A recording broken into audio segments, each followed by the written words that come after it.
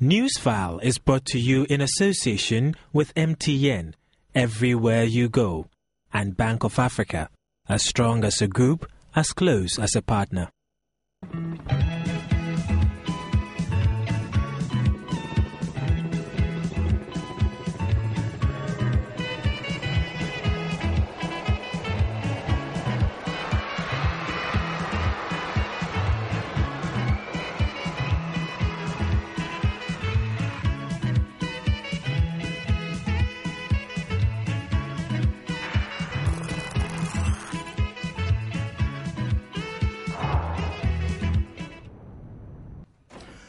Hello, a very good morning to you and welcome to your most authoritative news analysis show, Newsfile. My name is Samson Ladi Ayenle, and today, the shopping mall building disaster. Learning by negative experience. Time to stop weeping and slay the guilty. The Accra mayor fights attempts to fix ultimate liability on him. Can he escape it? Democracy, they say it's expensive. The president's intervention and directive for a review of the emolument for Article 71 office holders. Sincere or sheer populist propaganda in an election year. We discuss the enigmatic Jerry Rawlings. He wants NDC to win. His wife wants NDC to lose. Great couple. We'll also attempt to look at the vice presidential debate. We'll be right back after this commercial break.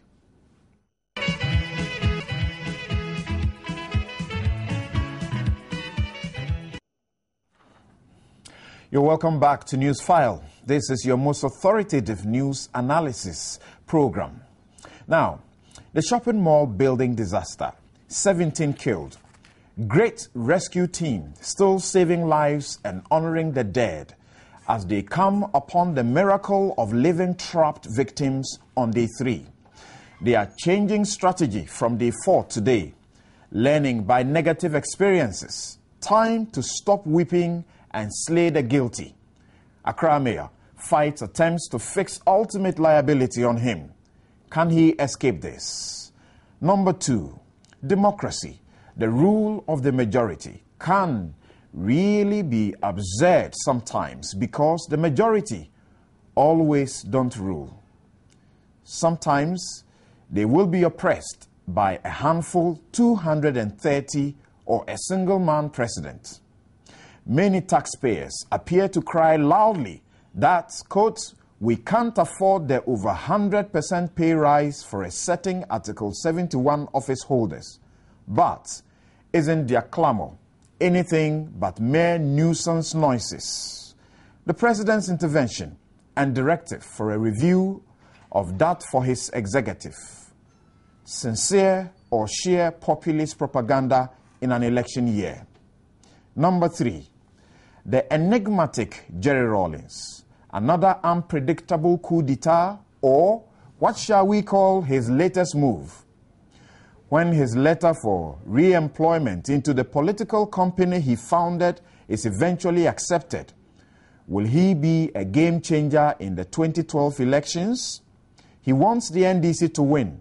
His wife wants the NDC to lose. Great couple, I dare say. We'll try and make some time to continue the postmortem of the vice presidential IEA debates.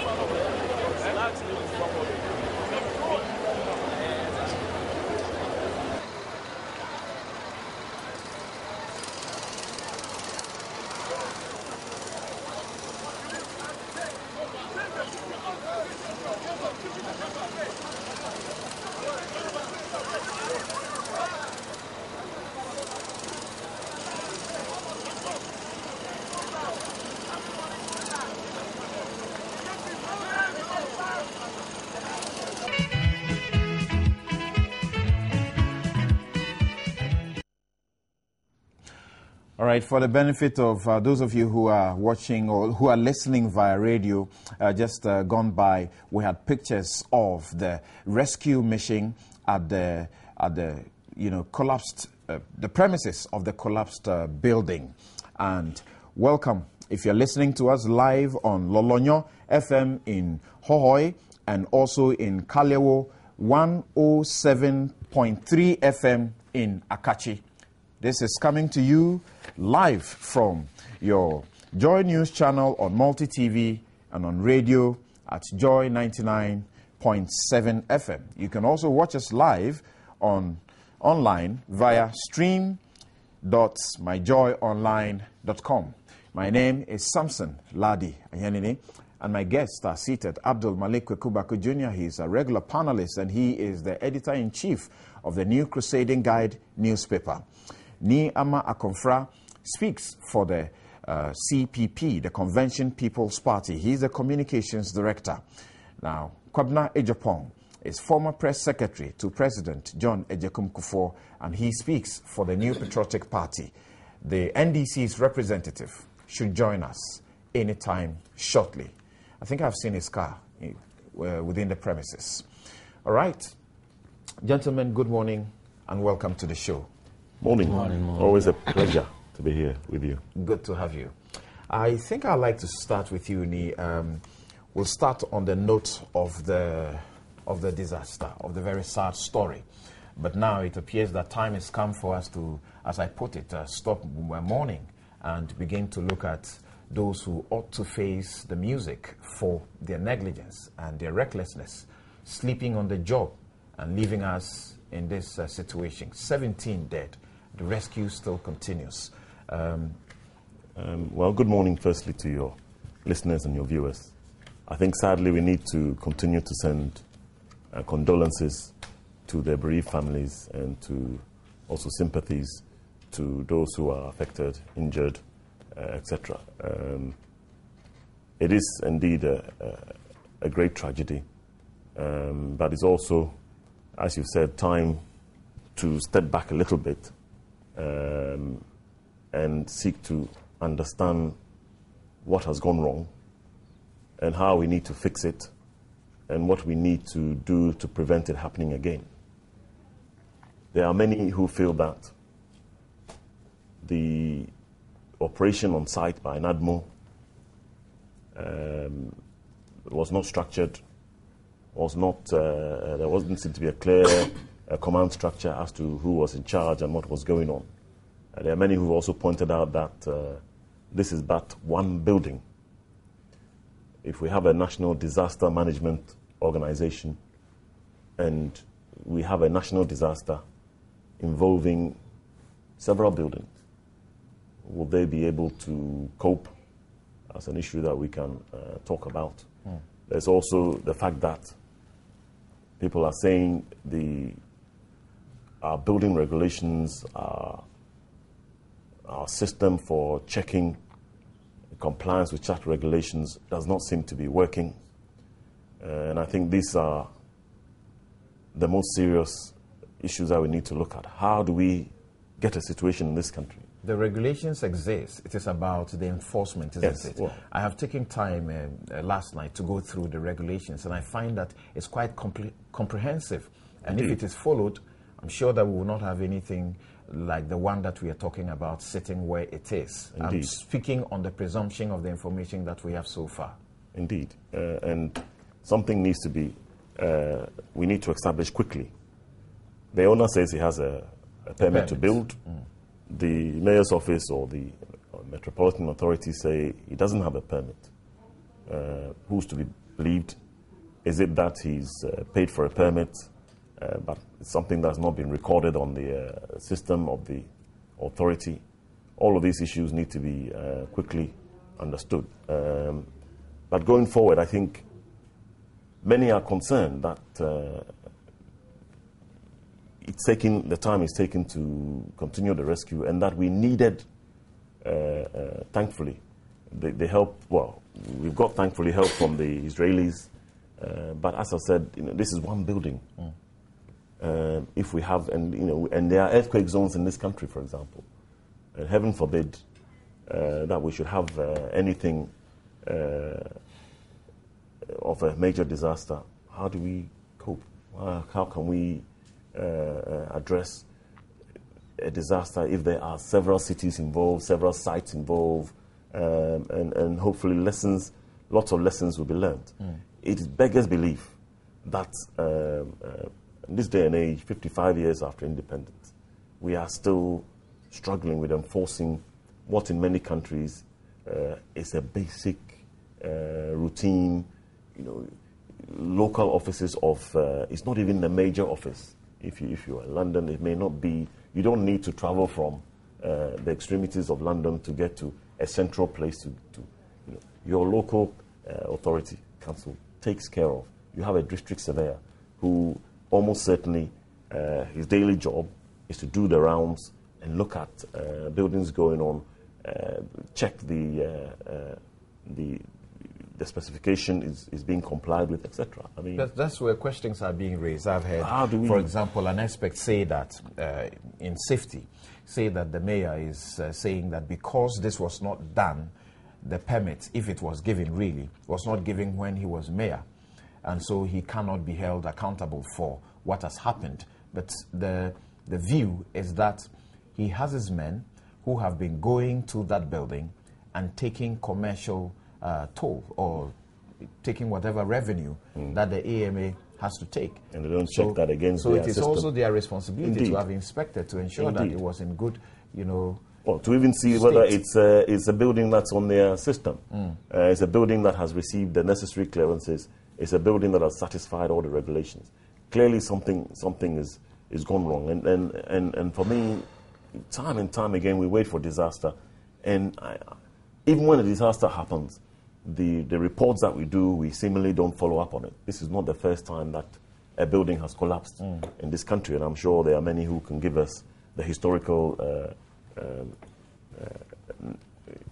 figures about how many buildings or which year it happened.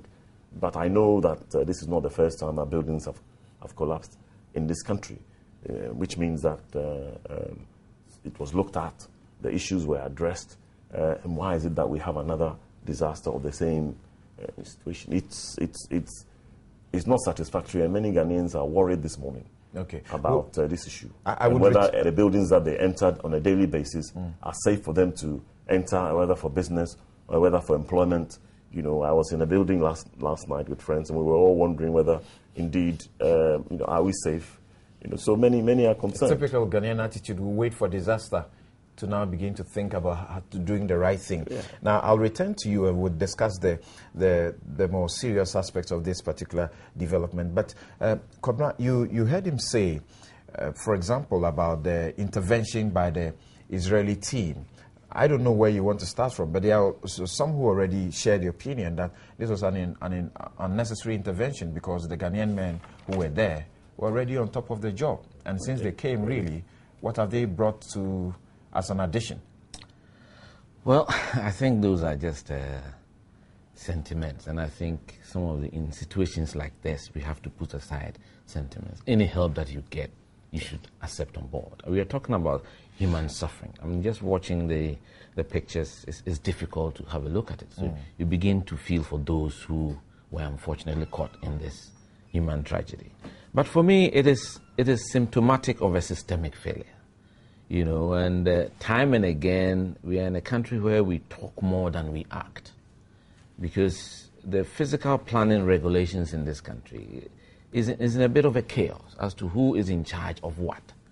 And sometimes we may have to go back to the evolution of physical planning in this country. And the reference point has to do with the Town and Country Ordinance of 1945, which was revised in 1954. And that gave the authority to the Town and Country Board and Secretariat to operate that ordinance, which governs our building and planning regulations. You see, at the end of the day, because we have not been carrying out to the letter and enforcing these planning regulations, we talk about just building permits. It's a much larger problem. In the more developed societies, an area has to be declared a planned area. before any development can take place. We have a situation in our country where physical development or building development is running way ahead of infrastructure delivery. And then coming to these regulations and who is in charge of that. After independence, even the act was not entirely abolished, but it's been replaced by the act that brought in the Minister of Local Government to take over those functions. And then later, I think in 1993, there was an Act 479, that was 29 August 1994, that set up the National Development Planning Commission. So there's a little bit of confusion there. If you look at the act that sets up the National Development Planning Commission, it says that district assemblies should submit their plans to them. You know, whilst if you look at the Local Government Act 2, the district assemblies were designated as the planning authorities themselves. So there's the framework itself is a bit chaotic. And I do think it's time for us to harmonize and have a planning authority that is central, like it used to be, even in colonial times, so that there can be strict enforcement. Okay? At the end of the day, first and foremost, if you want to build, who do you go and see first? See, even information for the public, you know, where do you go first? Those things are not very easy to come by. And the bureaucracy of attempting to get a builder's permit. I mean, talk to a lot of developers. The system, the inertia is so much. And this is something that there should be an officer. I mean, I talked about in England, there's a surveyor or somebody designated on a daily 24/7 basis to be doing this work.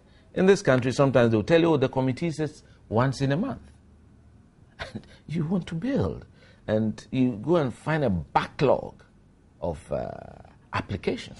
And you know, thankfully, you are a civil engineer, right. Yeah. And so help bring your knowledge to bear to us here. From my reading of the national building, is it the national building code? The building code. Yeah. From my reading of it, I get that you make an application for a permit, for example, within 7 days, you will get notice that your request has been received, and that within 3 months you may get them reply to you to say that you have been granted or you have been refused. But if after the 3 months you don't have an indication that you have been granted or refused, you could go ahead. The question is, Larry, why 3 months to start with? First and foremost, if you make your application, there are certain conditions precedent, which means that, okay, depending on the type of structure, if it's a simple residential structure, there are certain things that you have to supply.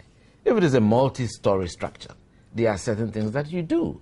You know, first and foremost, I mean, the institution of engineer has stamp duties for professional engineers, professional architects, professional structural engineers, and even geotechnical specialists. Because if it is a high-rise building, then you have to start thinking about the foundation. It means that even the site needs a geotechnical report to start with. And if it's a high-rise building, yes, you don't even, from what am I reading, there's a class of people you need. That's what I'm saying. To take care of it. That's what I'm saying. I mean, at the end of the day, that's why you need the stamp, a certified stamp of a structural engineer who is qualified to design that kind of building. Because engineering is very broad. Not every civil engineer is a structural engineer. And not every structural engineer has dealt with multi-story structures. So those are the things that the institution of engineer brings to bear. You understand? So, I mean, I think it's a systemic failure. I mean, I am shocked at the AMA chief executive because it is not a personal thing. It is the institution. He happens to be the chief executive as we speak. But the fact of the matter, the buck still stops with that institution. Because the ordinary Ghanaian, let's say the one who owns the building or any, does not have or is not supposed to have the technical knowledge. That is why the state has put in place all these details so that if you want to build, if you bring your application, first and foremost, they have to inspect. Okay. Is there a registered architect with your drawings? Your first thing is your drawings. That is architectural drawings. You know, is it stamped by somebody known by the institutional architects? Because if it is a high-rise, then you cannot just go and take any draftsman. You know, so we have a systemic problem here. So for the AMA chief executive to say he was not in office, he was here, that is neither here nor there. The state or the AMA office is there. It doesn't matter who occupies it. It has a role to play, and it has not played this role. Help me appreciate this a bit, and then we'll move on from there. The National Building Regulations, as I have here, and I read, it says, part of it I'm reading, it says that all plans, sections, and elevations required by the District Planning Authority shall be prepared by a person qualified to design the type of building in accordance with the provisions relating to such a building, blah, blah. And it gives you specific, comprehensive steps that have to be taken, and each step has to be inspected. For example, that the plan ought to be clearly and accurately delineated. It talks about all that has to be described, the class and the nature of the building, and show clearly what purposes every room or part of the building. Do we follow these? Any typical drawing, if it is an architectural drawing, will give you the plans, the elevations, the sections, so that it's easy for any other architect to have a look. So that the city architect or his office can have a look and approve. Because then the sizes of the doors, the stairs, safety regulations and all that, that is the duty of the architects. The structural engineer will look at what we call the bending schedule. The bars that are being used, whether the calculations have been done properly, the moment distributions, if indeed we are doing a multi-tier building. I mean, in those days we used to do it in first hand. Calculations, shear forces and shear force diagrams and all that, bending moments. But now they are softwares. The younger generation are very lucky. You just plug it in and then it will give you all the things that you need.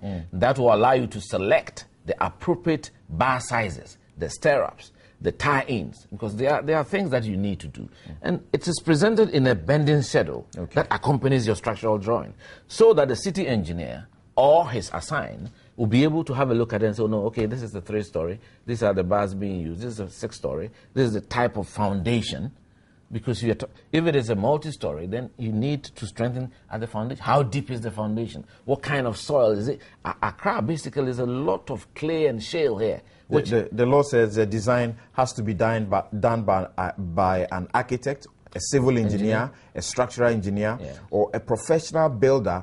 But this description excludes draftsmen and a licensed building surveyor. Yes, totally. Do we follow these really? We don't. We don't, because at the end of the day, that's what I keep saying. When you load the bureaucracy so much, then you force people to cut corners. The man wants to build. The first thing you ask him, where is your architect? It's a very simple thing. If you don't have a registered architect, and every architect has a stamp. Every engineer who is registered with the GHI, Institute of Engineers, has a stamp. And you have to go and check your stamp duty. So that one will know which architect designed it, who supervised it. And in times past, when people were even building residential accommodation, they would go to the likes of A-Lang and other, as you said, recognized builders. But you see, financing building construction in this country has become so difficult that, everybody grabs, you have a few thousands of CDs or millions of CDs, then you try and go and do your foundation. So you cut corners, get a foreman who knows a bit, and then you wait another couple of years, then you do your slab, and that is what we are falling into. It is unprofessional. It is not safe. It is not right. Today, many buildings, we are talking about even new buildings. There are buildings, in fact, you are not allowed to make alterations to your building without permission. Exactly. I mean, you go to many places in Accra, a residential area has become a commercial area. And that's what is happening. Because that's why I talked about planning permission, even before we come to building regulations. Because building permission is subsidiary to planning permission. Right now, in many places in Accra, what has been designated for schools and hospitals and public areas and green belts is all being gobbled up by houses.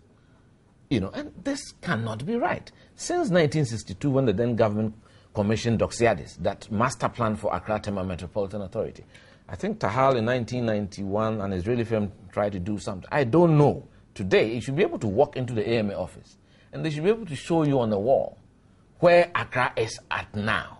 For instance, where is your infrastructure? Where is your water delivery? Because all these things are not done, they are not harmonized. And that's why there's a lot of chaotic development in our country. And it makes it difficult to solve these problems. I think it's an institutional failure especially we, the technical people, the architects, the engineers, our colleagues, quantity surveyors, we have to be up and doing to make sure the right things are done.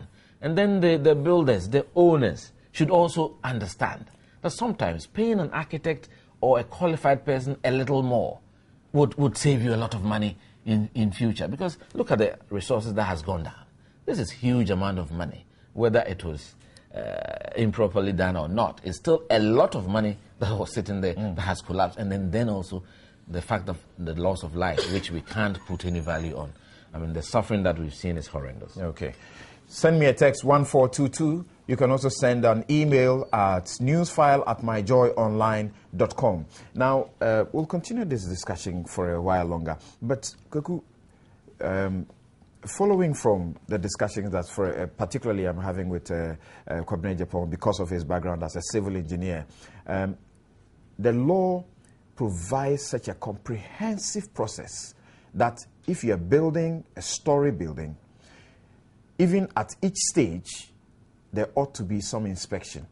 From your understanding of what is going on so far, is it the case that that is not what is going on and that is why we're having the problems we're having? Because suddenly, you have the police who have now woken up to their responsibilities, running around and arresting people who are putting up buildings they say are defective and are a threat to human life.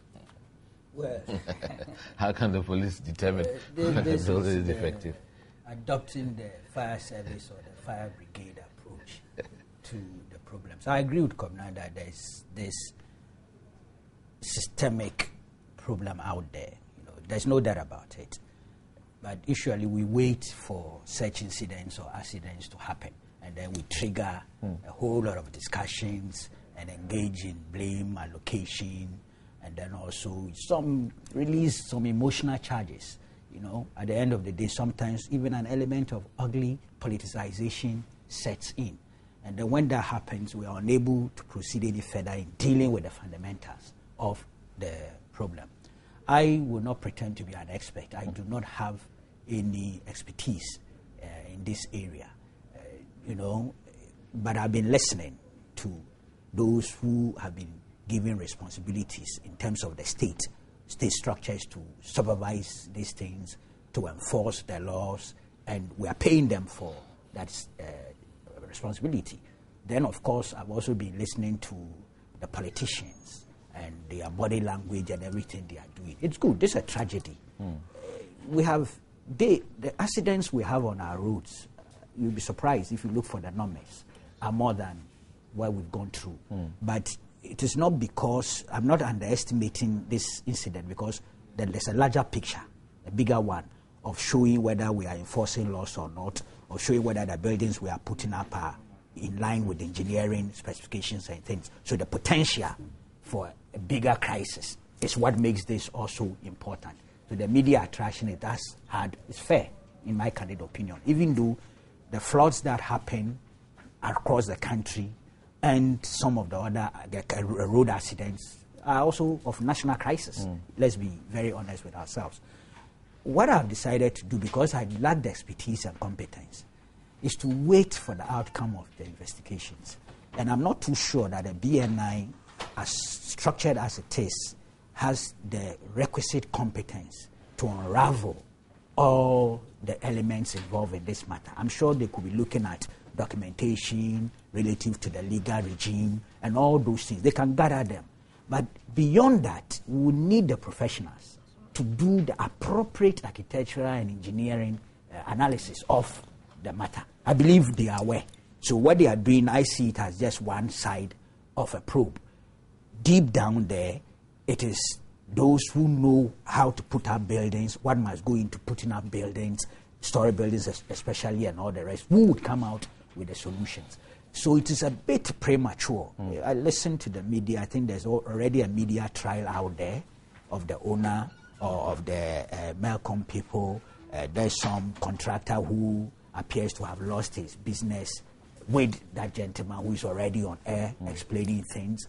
We should have questioned the motive. He could have a motive, if indeed it is true. I've heard the owner denying even that, the fact that he was even on the contract. So we need to be careful. It's difficult to control this because of the vibrant media environment that we have in this country. It's very difficult. I'm in the media, so I'll be the last person to ask for a shutdown when these things happen. It's virtually impossible because of the emotional element.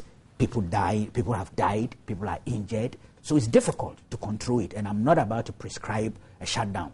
But there must be a certain level of circumspection and caution and restraint when we are discussing these things at this stage. So I would wait for the BNI investigations, which I say is only preliminary. It's no substitute. BNI investigation? They are, Andy. They are. Aren't you aware? Aren't you aware? I'm surprised. I mean, they are. But that's why I made the point that they could.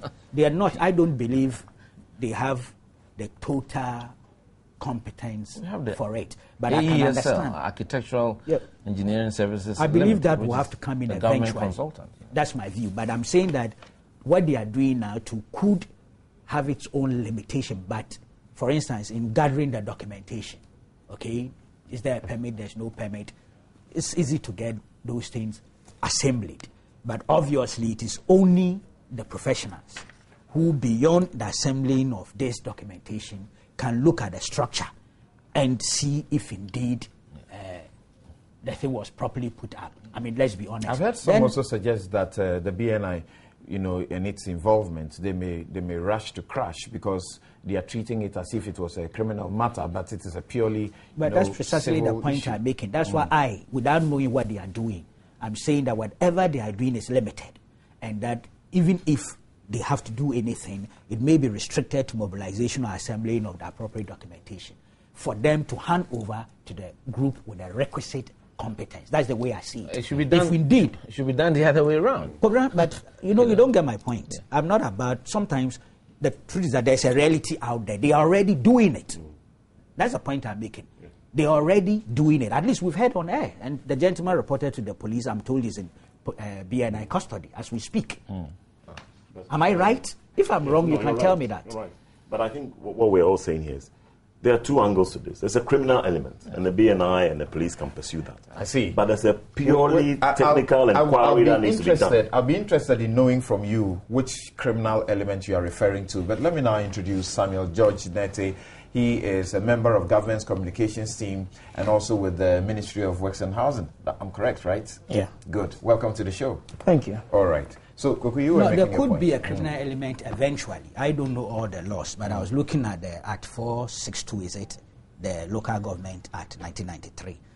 You read through it, there's section 63 or so, 6. It says, without prejudice to subsections 2 and 3 of this section, a person who contravenes any bylaw made under section 61 of this Act or the terms of a permit granted commits an offence and is liable on conviction to a fine not exceeding 200,000 cedis, I'm sure in the old, or to a term of imprisonment not exceeding 6 months, or to both. And in the case of continuing offence, to a further fine not exceeding 2,000 cedis for each day that the contravention continues after written notice has been served on the offender. Right. If you read all this, there are even preliminary things, whether the district authority or the metropolitan authority did its own work, statutory responsibility, whether they executed them.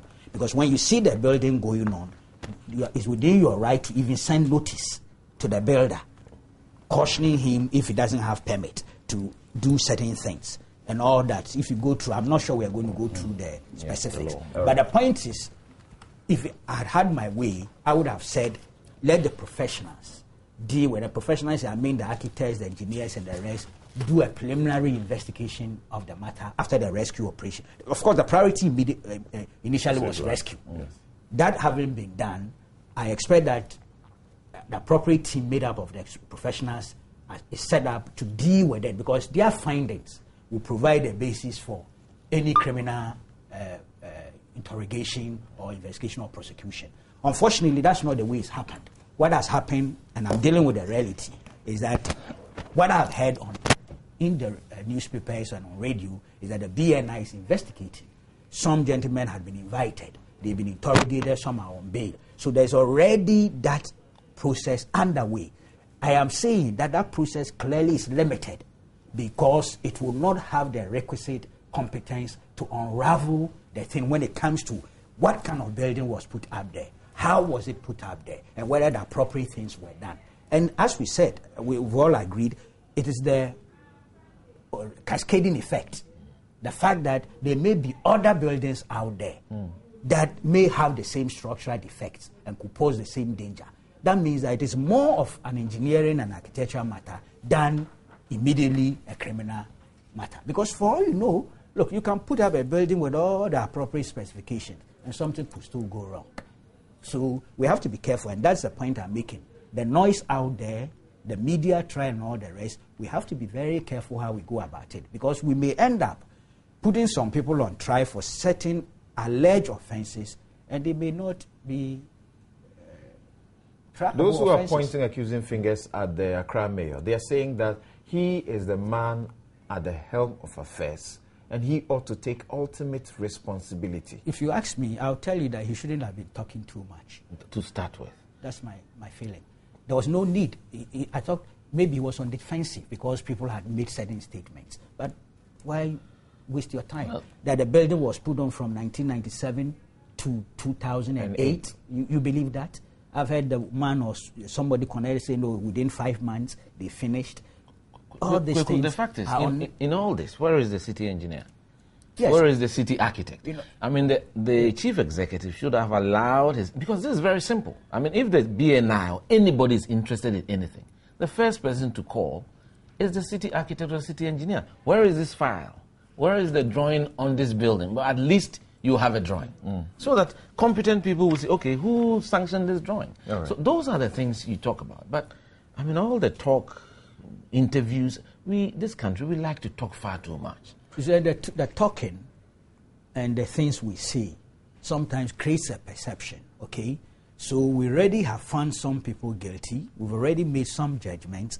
And then when it goes to a court of law, where issues are based on evidence, when we don't get the same outcome, we think something went wrong. I think we should just be a bit cautious, circumspective, and allow investigations to proceed. I would love it if the professionals are allowed to assume the initiative, after which their findings will be the basis for criminal action if desirable or necessary. George, you are in government, and what's going on there? What's the president or government doing beyond his show, taking command and showing that he's a commander-in-chief, abandoning his campaign, rushing down to the ground and giving the necessary directives and calling for all the support that was necessary to ensure that the rescue was successful? What is going on beyond that? Well, first and foremost, let me say a very good morning to our viewers and listeners, and to yourself, the host, and my fellow panelists. I think it is sad that there was this huge loss of life.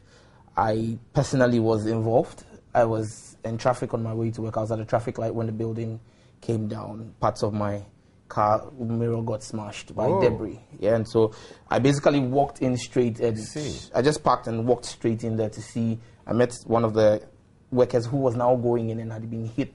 He was the one who told us first and foremost that there were staff in there who were having a morning devotion. Before I called into a number of radio stations and called the requisite authorities, and we had police coming in. First and foremost, I must say a huge, huge congratulations or send commendations to the response authorities, okay, the Ghana Police Service, the Fire Service, the National Security. The boys from Nima. You know, and then I was deeply touched by the show of love by ordinary Ghanaian people, artisans, people going to work. People got down from their vehicles, took off their ties and their jackets, and got in there to help move debris. Okay, you had Ghanaian entrepreneurs who own heavy equipment, who moved their equipment there on the little diesel they had, and their cranes started trying to help. Okay, there was a very long list of people who, if I want to acknowledge, okay, you had the chief executive of engineers and planners coming in there with his equipment and personally taking part in moving things. Okay, you had the national security coordinator getting there. You had the minister for defense. It was a beautiful coordinated response. That said, this has clearly exposed a certain deficiency in terms of equipment.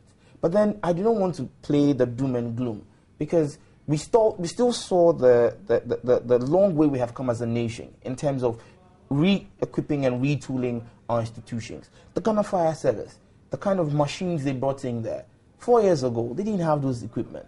Okay, that is again another legacy of a nation that has developed. We saw a national ambulance service, which was present there. There were close to about 40 different ambulances working in a synchronized manner there. We couldn't have boasted of even 5 ambulances just 4 years ago. Do I hear you start playing the politics already? No. And that is why I have stopped short of saying it's an achievement of any government. I have said it is how far we have come as a nation. Government is not about political parties. Okay. Government, that is why you don't have a president of the NDC or a president of the NPP. You have a president of the Republic. Okay, and so this is, as a nation, where we have come to. Post-2012, December 7, I expect that whoever becomes president will continue this forward march and help us get the remaining requisite equipment we need. And I believe John Mahama will do when he is elected. Now, the point must be made here that I'm listening to some of the pertinent issues that have been raised, especially by my senior colleague, Kweku Baku, on the way the investigation is going. Now, the point must be made that, yes, the media has made a lot of noise about the BNI investigation. But the BNI investigation is a holistic investigation, which has been instituted by His Excellency the President. Now, it is not just left to the BNI. That is what the media has made noise about. The BNI has picked up 3 people, investigated them. People have failed to mention. It's government that is telling the story, really, through the media. Well, people have failed, the media has failed to mention that one of the first responders on the scene was the engineering regiment of the Ghana Armed Forces. They are still there as we speak. Yes. This morning I passed it. The engineering regiment of the Ghana Armed Forces was present. Part of the rescue mission. They are taking part in the investigations. The Ghana engineering regiment has already secured the plans. They have taken samples of the building. Okay. Then we also have the Ghana Institute of Engineers, who went there also, who were also invited by. Sammy, please, I'm sorry. This is a rude intervention. Okay, do it quickly. This appears, if this is the understanding I have, then this is an uncoordinated thing. Indeed. You need to set up a coordinated body. That engineers have come in, architects. Have we been told that a group of professionals has been set up? Maybe we need to let him finish, and then we see what is. Yeah, now, the engineering regiment came in as part of the rescue operation. Now, we are gradually moving here. Day one, the first 24 hours, the priority was on rescuing lives. As we moved into the next 48 hours, when we had international support and all of that, we still continued the rescue operations, but then the attention started shifting to investigation also. And that is where the BNI is leading as the investigative organization. But clearly, we know that the BNI might not have the engineers to execute what Kwabena spoke about, the engineering. I'm also an engineer, but not a civil engineer. The engineering perspective, okay, to what has happened, the structural test and all of that. And I have heard members of the Ghana Institute of Engineers was invited by the BNI to also come in there and take samples. They have come there as part of the investigation, they've done what they call preliminary examinations. They've taken certain samples, and one of the spokespersons even granted an interview where he said that generally, from just the prelim that they have done, they could clearly see the size of some of the pillars. And he went into engineering technicals as to having 20-inch reinforcement beams, 20-inch, and what they can see is in the region of about 15 and all of that. But then they still need to do stress tests on certain parts of the beams. And so they were taking samples. Now, their report is also going to aid the BNI in completing all of this work. Because whether you like it or not, it's true, it is premature to say there's criminal negligence involved here. But why should we play the ostrich? We should be able to see ahead of time. It is clear. I was there. When you saw concrete beams, when the bulldozers put their forks into it, it crumbled like sand. Clearly. It's true you have not carried out the requisite engineering test to determine that, okay, fine, somebody might have cut corners in terms of quality, which clearly would amount to criminal negligence. Okay, it's true we haven't gotten there, but then it is not premature for anybody to want to suggest that yes, there has been criminal negligence. I think that we should not bastardize the investigation that's going on. We should not seem to prejudice it. I believe that it is the president has asked that heads must roll. It's not just being the Melcom co-MD who's being invited. It's not just being the owner of the building. We've also had the director of works of the AMA being invited. And I believe that holistically, we must look at what the bureaucracy about the whole building process in this country is.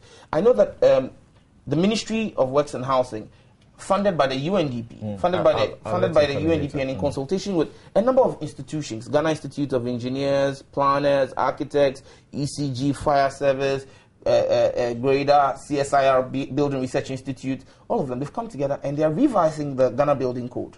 Okay, a finalized document has been done. It's awaiting presentation to Cabinet. Now, I believe that gradually we are having the laws, but then the next step we must look at is the implementation of those laws. Exactly. Okay, and that for me is where, as a nation, we all must admit that we are falling short.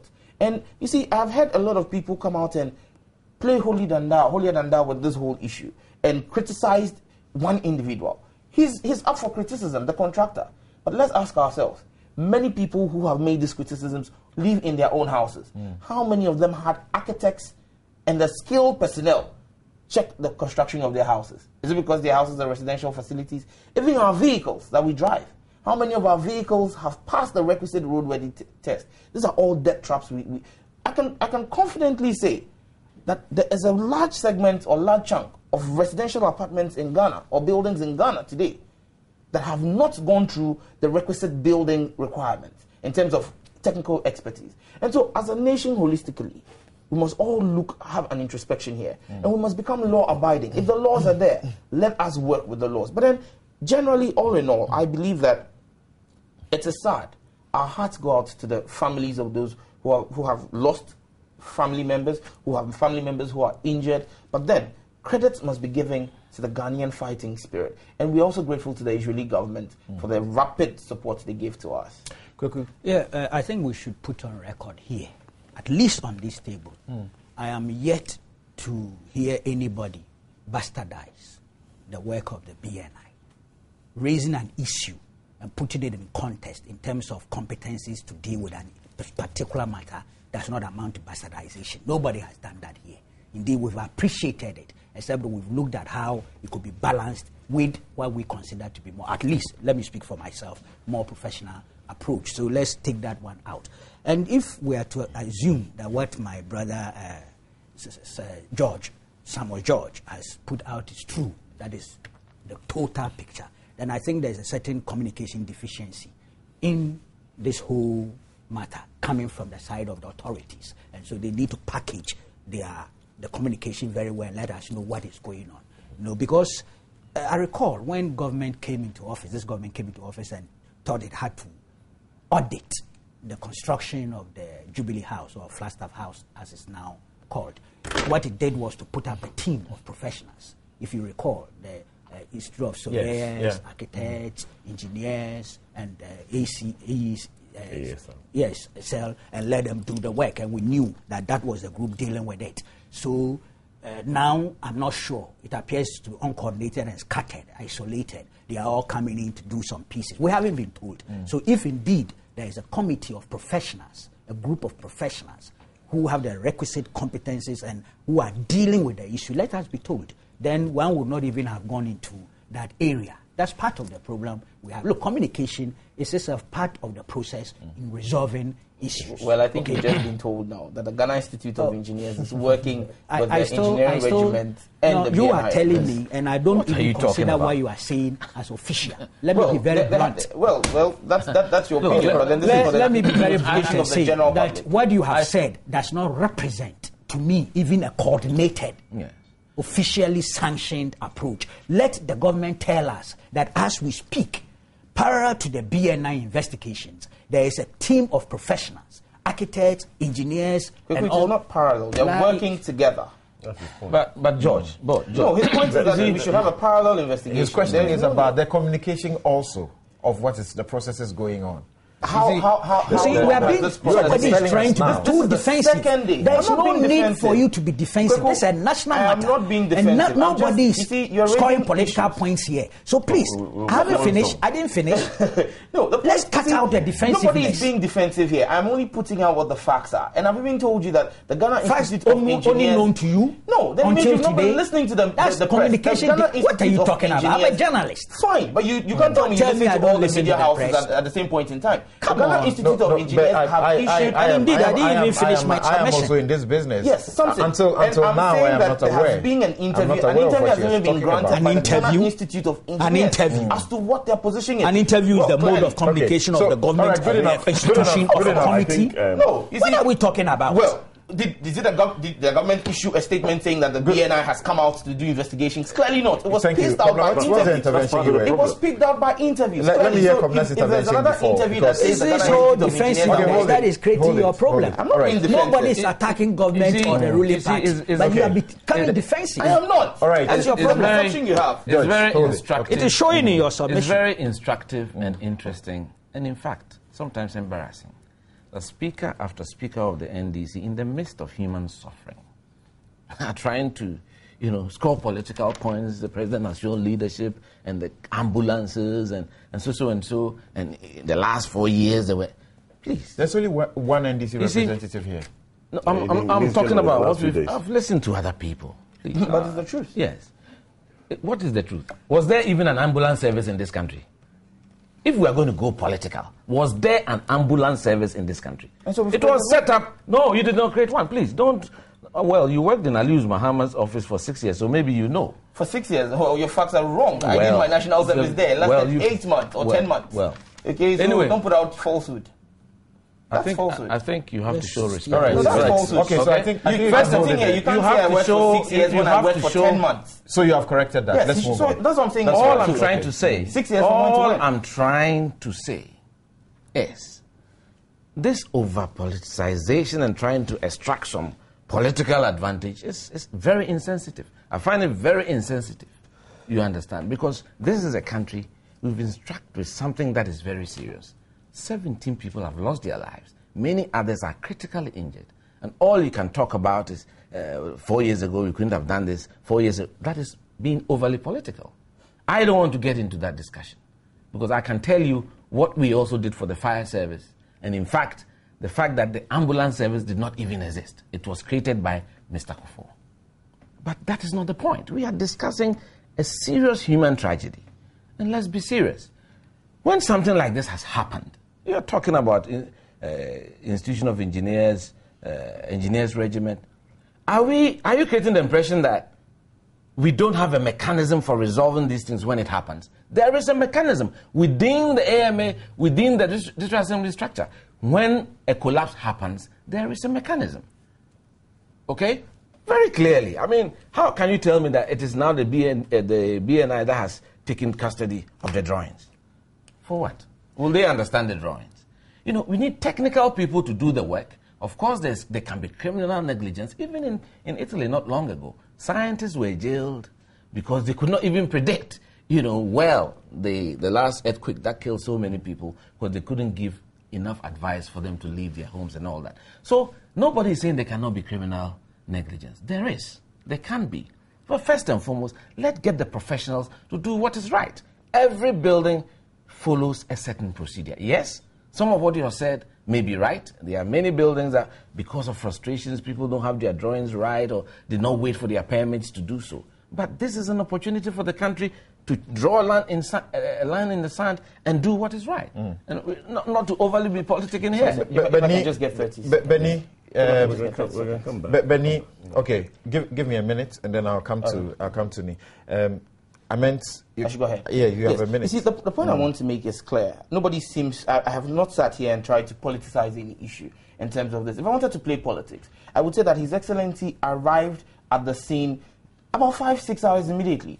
It took Akufo-Addo 3 days to get to the site. Okay, he left Volta Region, went to Kumasi before he came there. Pathetic. Okay, I mean, for me, that is why I'm saying that this is pathetic. No, you see, that is why I have failed. But you've done it. You've done it. I'm just pointing to you. Come off it. What if I wanted to do politics? We're I would not have kids, gone down that man. road. Right. It is I have not done pathetic. that. The point must be made Almost here. in Is Akufo-Addo in charge of the national machinery? You see, I kept quiet whilst we were talking. You've done you it. have to show respect. You should also show respect. Respect is reciprocal. The point I am making here is very simple. That at the end of the day, His Excellency showed leadership. It is a fact. You cannot run away from it. And as president of but is it being contested the point here? is being made to you that he's the president, he's the commander-in-chief.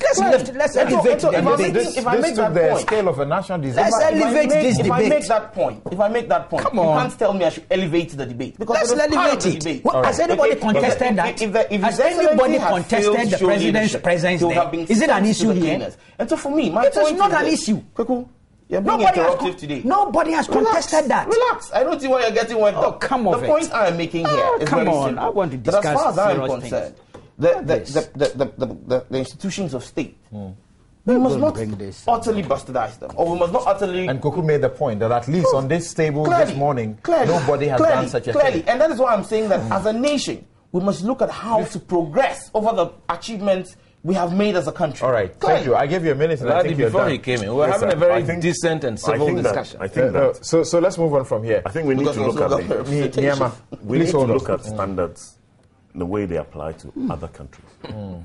In such a situation anywhere else, there will be a clear charge by the relevant minister, say the Minister of Works and Housing, who will assure the nation about what has happened and will quickly inform all of us the mechanisms he's putting in place for seeking to get to the bottom of it, whether it's an inquiry and that he's going to ask people from the various relevant technical institutions to come on board and do all that. But at least you're at the aware moment, that the BNI is working well, on at the moment, it's all a little bit ad hoc, as Kweku said from the beginning. Something that we've all heard, what we've heard. You know, a little interview here, a radio interview here, and that's what's feeding us. I'm saying that there needed to be perhaps a little bit more structure. You know, a minister responsible for the sector informing the nation, whether by national broadcast, whatever it is, media statement, my fellow countrymen, this and that and that and that. I'm sorry to know that this has happened, the loss of life, and this is what we plan to do to reassure the nation. The mayor has been to the scene, giving a press conference. The president has also been there. Yeah, that's exactly it. Various people are going and they are all saying different things. The president can, obviously the president of the country, can go there to seek to show that he's sympathetic, reassure the people there that he's there with them, etc. But, you know, at the moment, none of us here know exactly what the process is for the investigation that's going to go on. Other than that, the BNI had arrested a few people or called them in for interview. And now we're hearing from my brother, Sam George, that various engineers are being called by the BNI, etc. That is not necessarily, you know, the way it should happen, in my view. And that's not what I've seen in many other countries. May I ask you? So your flag bearer or your presidential candidate, Dr. Abusakara, has been there together with the running mate. Nanado has been there. We have seen almost all the political parties have been. That's the usual mode of showing sympathy to those, and also getting there to seek to understand the nature of the disaster. Shouldn't they do more than show sympathy? But all of these people who have been there are not in government. They are not in government. My flag bearer, or indeed any other flag bearer, cannot begin to initiate a process for doing anything in this country. They don't hold the purse strings. They don't have the necessary authority. So if it's not the minister and it's not the president, somebody should tell the nation, this has happened, you know, even the confirmation of the loss of life, blah, blah, blah. And then let's move on about what we're doing. Is the rescue over? Are we now in the phase of recovery? When the recovery is over, I want them, this and that institution forming part of an investigation team to join whether BNI, under BNI, whatever. Just structure it for all of us so that we, the lay people, can understand exactly a systematic way forward. I'm giving them 3 months. I'm giving them 1 month. I'm giving them 1 week to come to the bottom of this. That's the way that you'll see it happen. A structured approach, structured command. The whole country is aware. No disagreements, no arguments. And everybody knows what's going to happen. Maybe it's a bit too early to ask for that, so that the president's attention is that let's deal with the rescue first. Oh, but who said that again? That was Nobody wrong. is putting any pressure. Everybody said that rescue mission was the immediate priority. Everybody said so. And it's fair deal. Nobody is even attacking with all the limitations in terms of equipment, expertise, and all the rest. They've done well. We need to praise our people too. Of course, the Israeli intervention is an indicator of a certain inadequacy that we all appreciate. And that's what we asked when they said they want to come in. We said, come in. That's fair deal. It means we're looking forward, our national disaster management capacity ought to be enhanced. There's no doubt about it. As a nation, let's go along that drift. But I just would want the officialdom to tell us when this committee of experts, those professionals, was set up, what are their terms of reference? Who are the representatives on this committee in terms of institutional representation as well as individual representation? What is the time frame in terms of the execution of their mandate? How are they coordinating with the BNI investigations? This is just information I'm seeking. If it's happening, they should put it together, structure it, and tell us when this committee was set up. Even if it hasn't been inaugurated openly, it doesn't matter. After all, the work is what is important. So when was it set up? Who are on that committee? What are their terms of reference? And what is the time frame within which they are to execute their mandate? And how are they coordinating with the BNI investigations? That's all I want. Let me be a little controversial. All right, I'll just go to close the chapter of this discussion. Let me be a little controversial. I think that. Okay, so I give you a minute. You take another minute. Yeah. Okay. We're getting somewhere in this country where whatever happens in our society, whether it's flooding, whether it's a road accident, whether it's a violence in the community, the first thing you hear is, let's not politicize this. And my question is, why not politicize it? You know, what is it that everything that happens, we say, don't politicize it? How are we going to get to the bottom? How are we going to hold people accountable? I say, let's politicize it, because there are issues affecting people's daily lives every single day. And when there's a disaster, somebody says, let's not politicize. No, but I see, politicization is distinct from politics. So that we can hold people accountable. Understanding. Yes. When we say politicization, it is like, when you talk of tribalism, it's distinct from tribes. Okay? Yes. So the politicization, the understanding I have, is the distortion of the politics. All right. Thank you. Let's begin to hold people accountable. I'll give you 2 minutes. Basically, I think I quite attach myself to what Confra has said, that there should be ultimate responsibility. There is no doubt at all about it. When we talk about politicization, overly politicizing, that is what we are talking about. But there should be responsibility. And that is why we want to congratulate all the relief agencies, all the agencies that put their vote together, and in fact the Ghanaian voluntary spirit. But again, if you look at the chaotic response from government itself, it's a mark of their incompetence. The way they are handling it, and it's very clear. Nobody seems to be clear what exactly is happening. This was very straightforward. One minister should be in charge of it, and issues should be clear-cut as to what is being done after the rescue mission. And they have bungled that. It's a clear indication of how incompetent this government has been over the last 4 years. Is it fair to say that you're not listening to what Samuel George is saying as to the fashion in which, the manner in which... but it's a confused setting. It's a chaotic arrangement, what he's talking about. There should have been a responsible officer, a minister of state. I don't know on whose authority he's speaking. He's a member of the communication team. I've never heard of this when else we were in government. The government communication is run by the minister, the 2 deputies, and the press secretary to the president. Well, in this government, there are a number of people who thousands of people talking and say they are members of communication. We don't know what locus he's on. That's one thing. This is a serious enough national incident that attracted the attention of the president for him to break his campaign.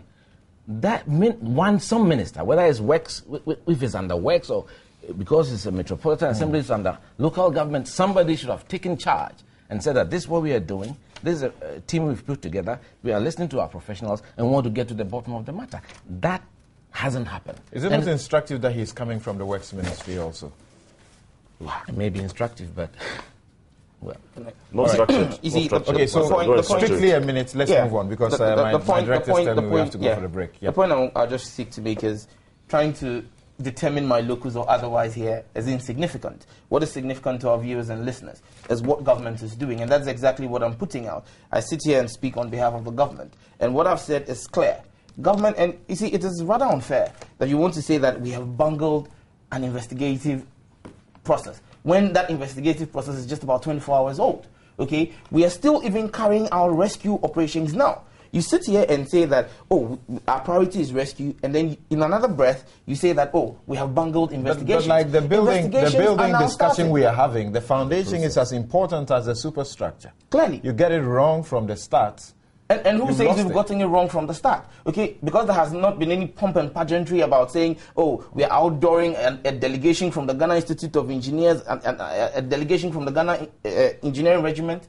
No, look, all right. The point must be made here that at the end of the day, what is paramount to Ghanaians and the Ghanaian people is not a pomp and pageantry you desire. What is important to them? But the Ghanaian people, like Kuku said, deserve to know the terms of reference for this particular committee. Who constitutes this committee to go through the process? Key priority to the Ghanaian people is to find out who ultimately is liable for this, or which group of people are liable for this, and the fact that sanctions must be applied to those people. And Thank you, Samuel George. And the sanctions will be based on the findings that are made. Thank you, gentlemen. You are watching and listening to Newsfile, your most authoritative news analysis program. We'll be right back.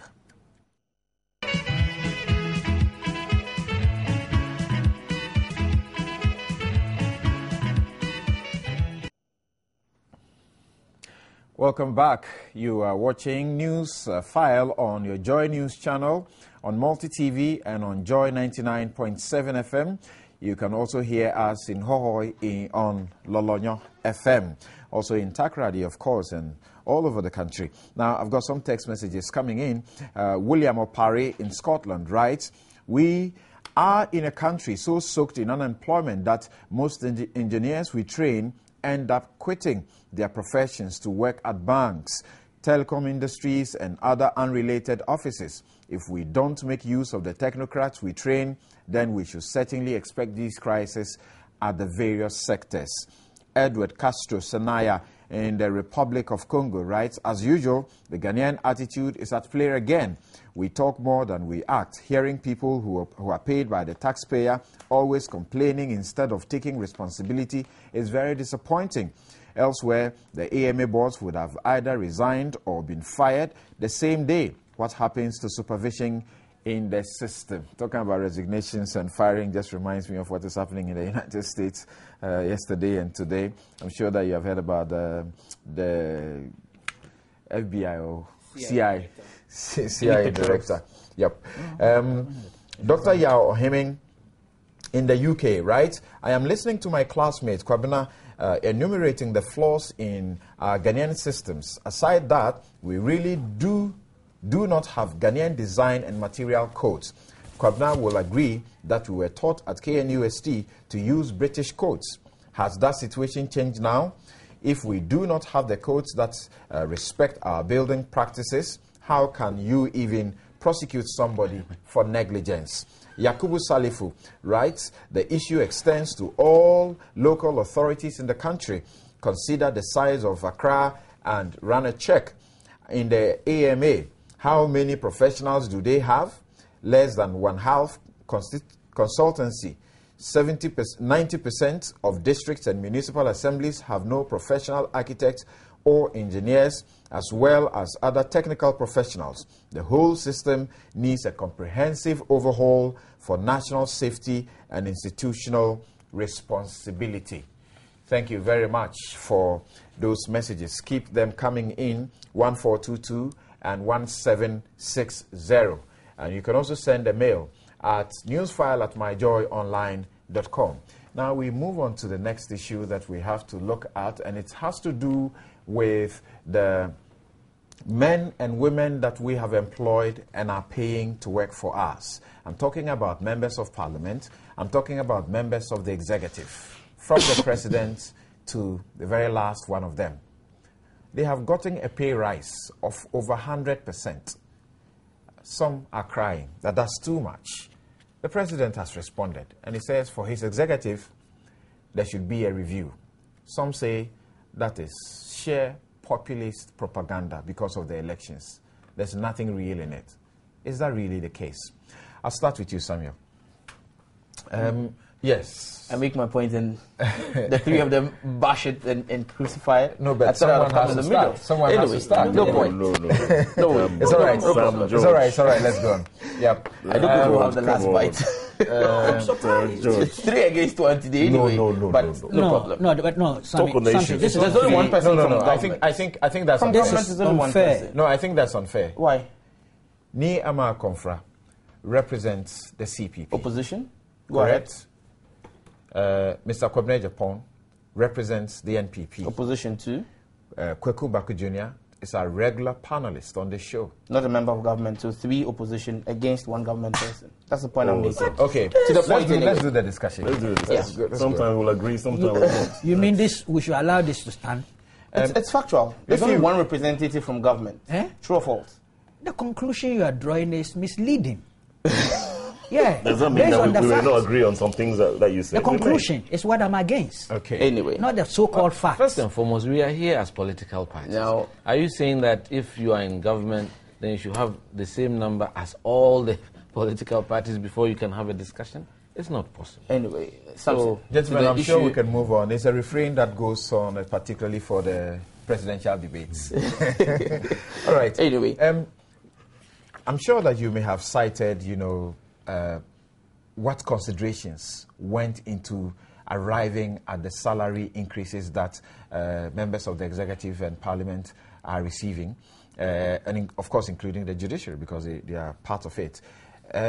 Part of it is that when they look at it, they are looking at salaries that the economy can afford. There are some who say, looking at what we have now, it's just too much for the country's, for our kitty. Just too much. Well, I believe that His Excellency, the President, agrees with that perspective. Agrees that the salary increases do not represent the view of a majority of Ghanaians. And as a president who listens to the Ghanaian people, which is very important, he has decided that when it came to his notice and he realized the outcry by the Ghanaian public, who would definitely bear the brunt of the salary increases, he has instructed that the recommendations should be more in tune with the recommendations of the Irama Adi Commission on Presidential Emoluments, which was set up by our late president. Now, the point must be made here that when you look at the new salary structure, we have, as it sits now, a president who earns somewhere in the region of about 4,000 Ghana cedis. And the increment, as recommended by Parliament, or approved by Parliament, was supposed to be to about 12,000 Ghana cedis. That is so. Now, the point must be made that if you look across the African continent and make a comparison, it will give you a certain standard, okay, that is being followed. But then, this is not the African continent. This is Ghana. And we must look at what the average salary of the Ghanaian taxpayer is, okay? And let's not forget that public office is voluntary. But can I ask a question? You say that the president is asking, and according to the release, that's what it should be, that the review should be in sync or correspond to the Irama Ade recommendation. Is that what it's supposed to be? Yeah, clearly. In respect of the president's salary, for example, it's 12,000 Ghana cedis. That is how much was recommended by the committee. What will change? And that's why His Excellency has placed a caveat at the Ministry of Finance that salary should not be paid. And he's saying that, look, there should be further consultations. He believes that the 12,000 is not representative of what the average taxpayer who is going to bear the brunt of the 12,000 is earning. And so his salary must be a more realistic salary. No, my question is that this 12,000 is there's supposed to be a review that gets this 12,000 in sync with the recommendation of the Rama Ade Committee. The Rama Ade Committee was the suggestion to it by the various sectors and groups that it consulted was to pay the president 15,000. The Rama Ade Committee. Yes, 15,000. The committee decided to peg it at 12,000. So if the president said it should be reviewed, what review will take place again? Because that's what he recommended. Yes, and the point is being made, mind you, the recommendation or the synchronization with the Rama Adi committee doesn't just end with the president's salary. You should also look at the vice president's salary and salaries for ministers and deputy ministers. If you look at the figures in the Rama Adi committee, those are much lower than what has been, put out, okay? 9,000 are here for ministers and 8,000 for deputy ministers. 9,000 was for the vice president. Was it 9,000 or 10,500? It was 9,000 recommended. Yes, but it was put out 10,500. Has gone to 10,500. So clearly, they're scaling down. Clearly, it can be scaled down. Clearly. But in the case of the president, it's already... But that is why he has asked for further consultations, okay? Mind you, the 12,000 which was recommended by the committee was, like you rightly pointed out, in consultation with a number of people, a number of stakeholder institutions. Let's ask ourselves, these stakeholder institutions are made up of Ghanaians. But when these figures came out in the public, you heard the Ghanaian people, a majority of the Ghanaian people, say that as far as they were concerned, they were unrealistic salaries, they were too high, and the president has taken a position. He has not said, I want that salary to be paid. No. His Excellency has made a clear point. The salaries must be reduced. If it means it going lower than the price, the Irama committee, necessarily, it will go below that. But as far as he's concerned, the starting point for all the salary increases, not just the president, the vice president, ministers, deputy ministers, all of it must start from a threshold around the Rama Adi committee's recommendations. If there's a need for us to even step it lower, for it to reflect what the Ghanaian people are comfortable with. Because let's not forget, the president's salaries and all public Article 71 holders, the salaries are not going to be drawn from any other source apart from the taxes of the Ghanaian people. And so if the people who are paying those taxes are not truly comfortable with what the salaries are going to be, we have to find a meeting ground, a common meeting ground. Right now he earns 4,000. Is it a salary fitting of a sitting president? If not, what is going to be a common meeting ground? And I think that when we open this for wider stakeholder consultation, which in the long run is what we're looking at having, we would reach a consensus on what we should pay Article 71 holders. Okay. Now, I'll come to you now, Koko. Sorry, forgive me. Now, there are those who say that, look, if you're talking about the president, for example, he doesn't pay tax anyway, so why should you be so concerned about raising his salary? Well. I happen to be very liberal on this issue.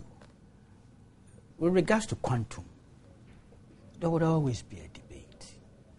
We can always disagree on quantum, even though there are some basic principles that I think inform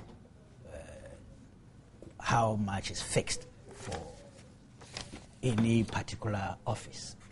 So I find it difficult to engage in a debate over quantum. To be honest with you, that's my attitude. The principle is, for me, important. If we are going to have governance, especially democratic, transparent, accountable governance, forever and ever, and that's our hope, that's our wish, then we should look at that branch of our life as critical to everything else. Quality governance, provided by people who have the commitment, the conviction, and, the expertise and competence.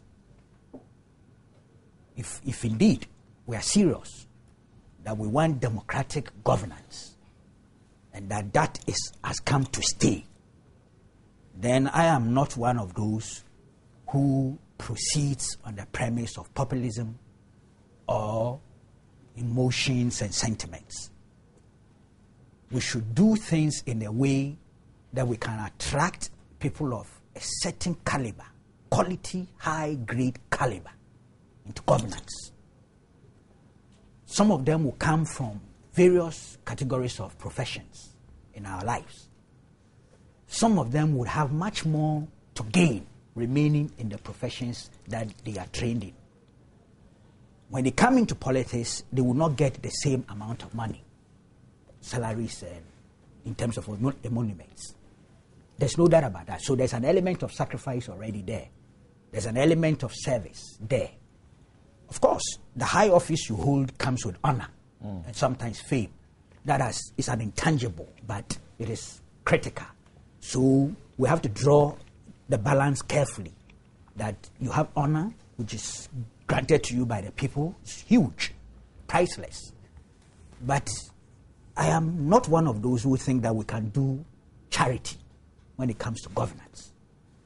And there are ways, there are reasons for this. If you are not careful, you could also promote corruption. If you are not going to pay people who come into governance well, the temptation for them to be corrupt is there. If you look at presidents, for instance, under the Constitution, when they exit, they don't work for profit. Am I right? Yeah. Yes, you're correct. So, and these are people who can make billions of dollars whilst in office at the expense of the state through corruption. So you do things to guarantee a situation while in office that the temptation is curtailed, if not entirely eliminated, because they are human beings. That's why I'm speaking the way I'm speaking. And then out of office, they know they are retiring with a package that can make them, and don't forget, even out of office, they are critical to the intelligence, security, and other interests of the state. So these are special breeds of human beings, species of human beings. We're talking governance. It's a whole serious branch of our social lives. If you calculate it that way, if you conceptualize it that way, and then we proceed to outline the principles that must go in. So quantum, as I say, can always be argued. You link it to productivity, you link it to the state of the economy, you link it to the delivery of goods and services by those who are in governance. All those principles are there.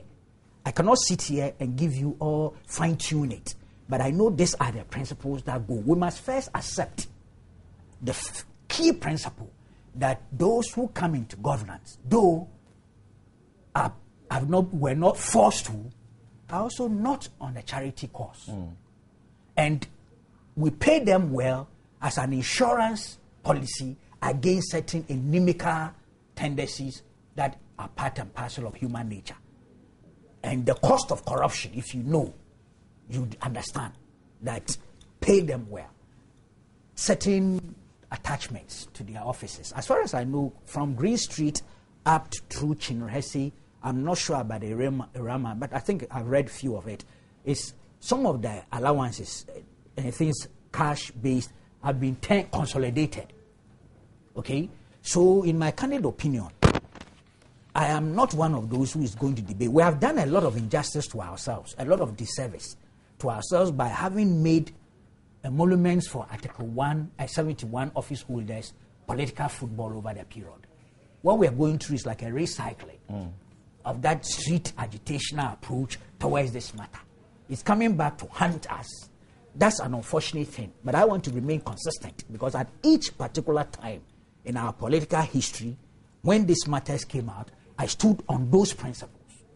Look, Nkrumah, the great patriot, as far as I'm concerned, the greatest of all Ghanaian patriots, worked for pay in office. He was paid. There were few sacrifices he did. But he didn't say that because I'm the greatest patriot, don't pay me salaries.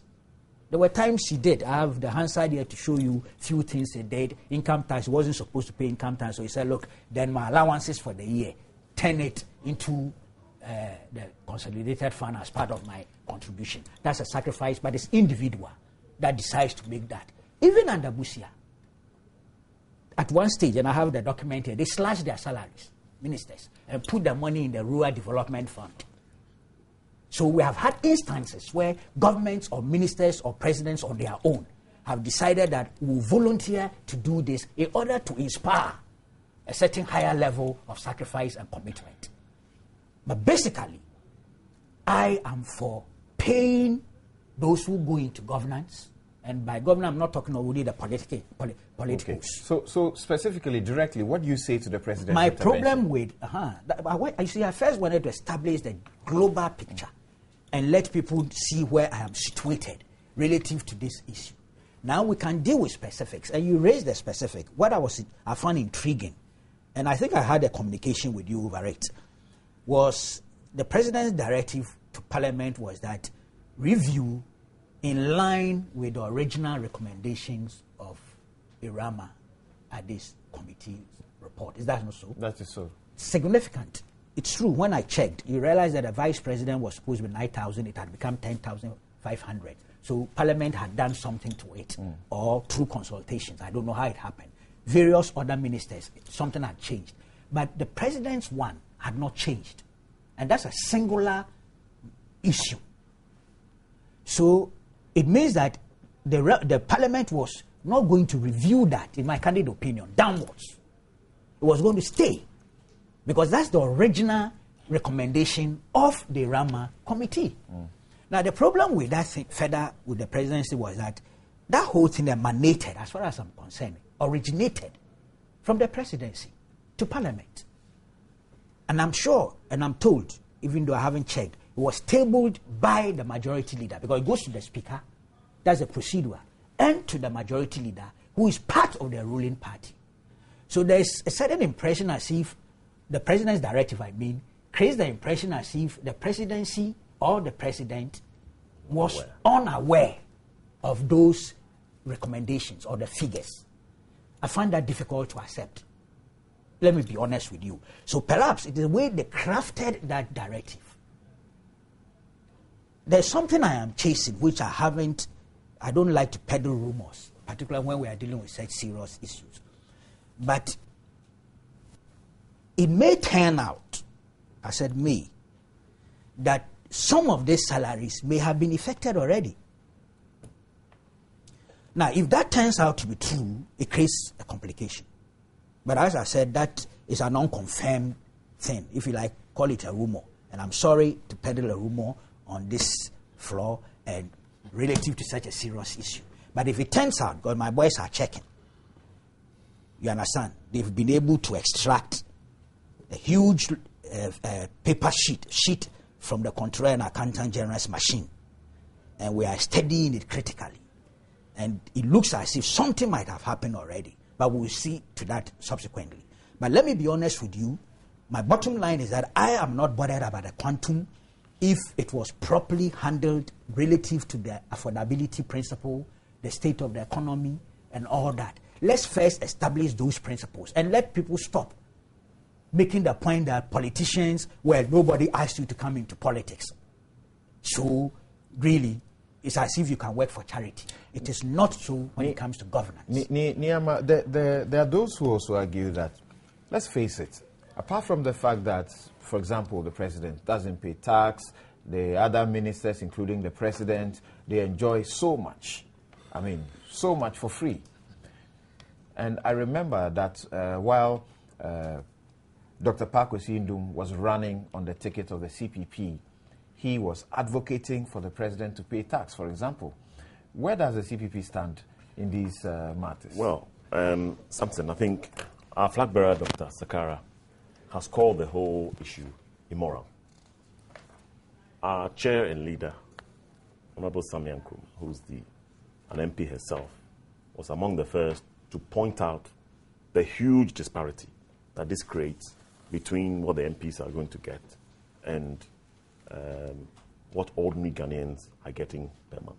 So certainly expressing her discomfort with it.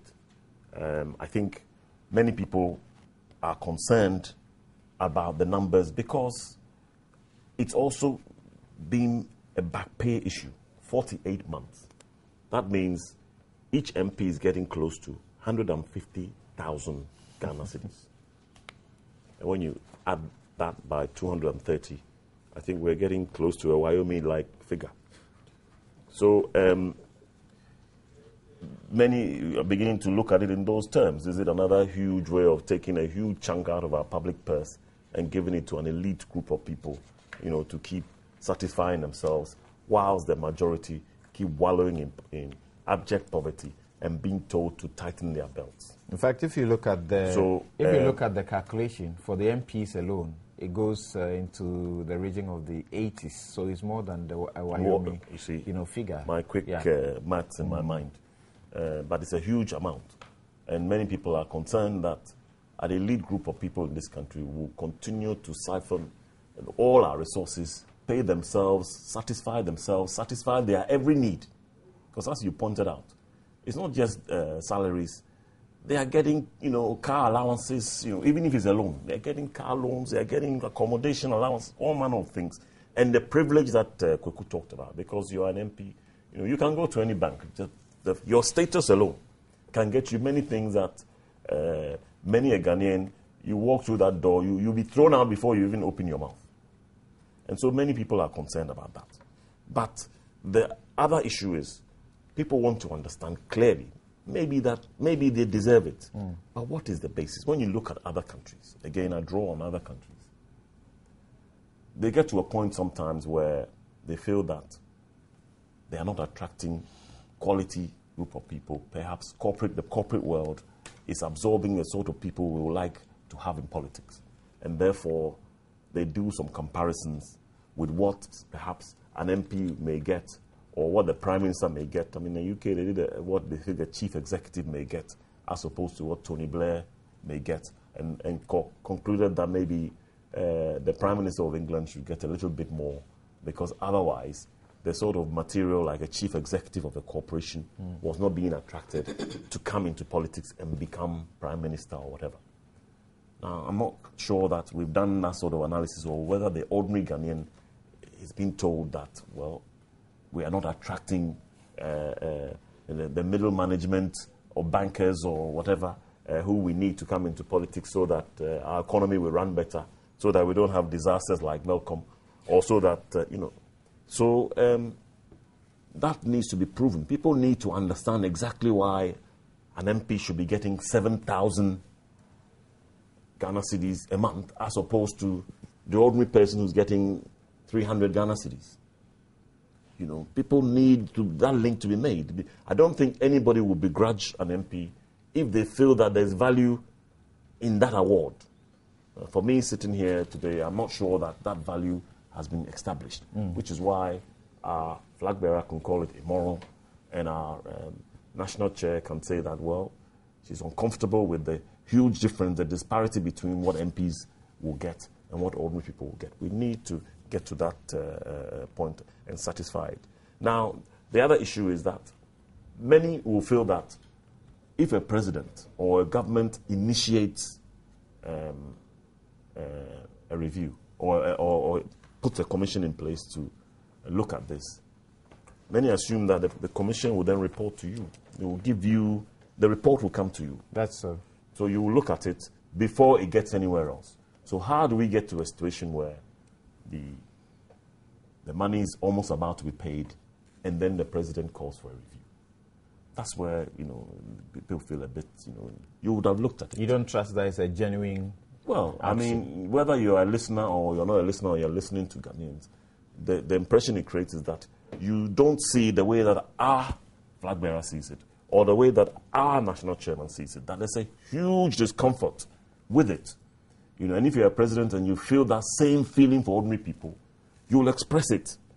You do not wait for them to point out that we are suffering before you say, oh, okay, review it.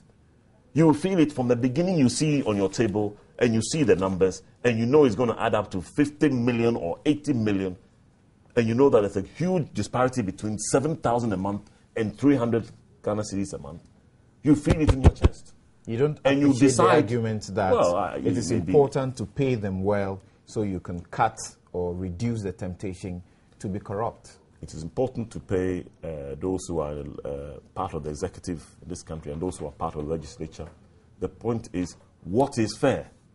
And many Ghanaians, is 3,000, is it 3,000, is it 4, is it 5, is it 6, is it 7? There needs to be some, that this is what we think is good for them. How much does a banker, ordinary banker, middle management banker get?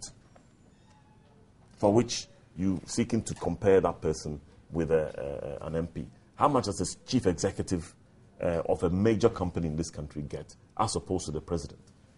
We need to see those sort of numbers on the table so that we feel that... If you did that comparison, then I think that you'd be getting to fairness. Yeah, I think that's what we need to... Because it was one of the issues the MPs raised when this matter earlier came up. Yes, they may well raise the issue. So now demonstrate it to us.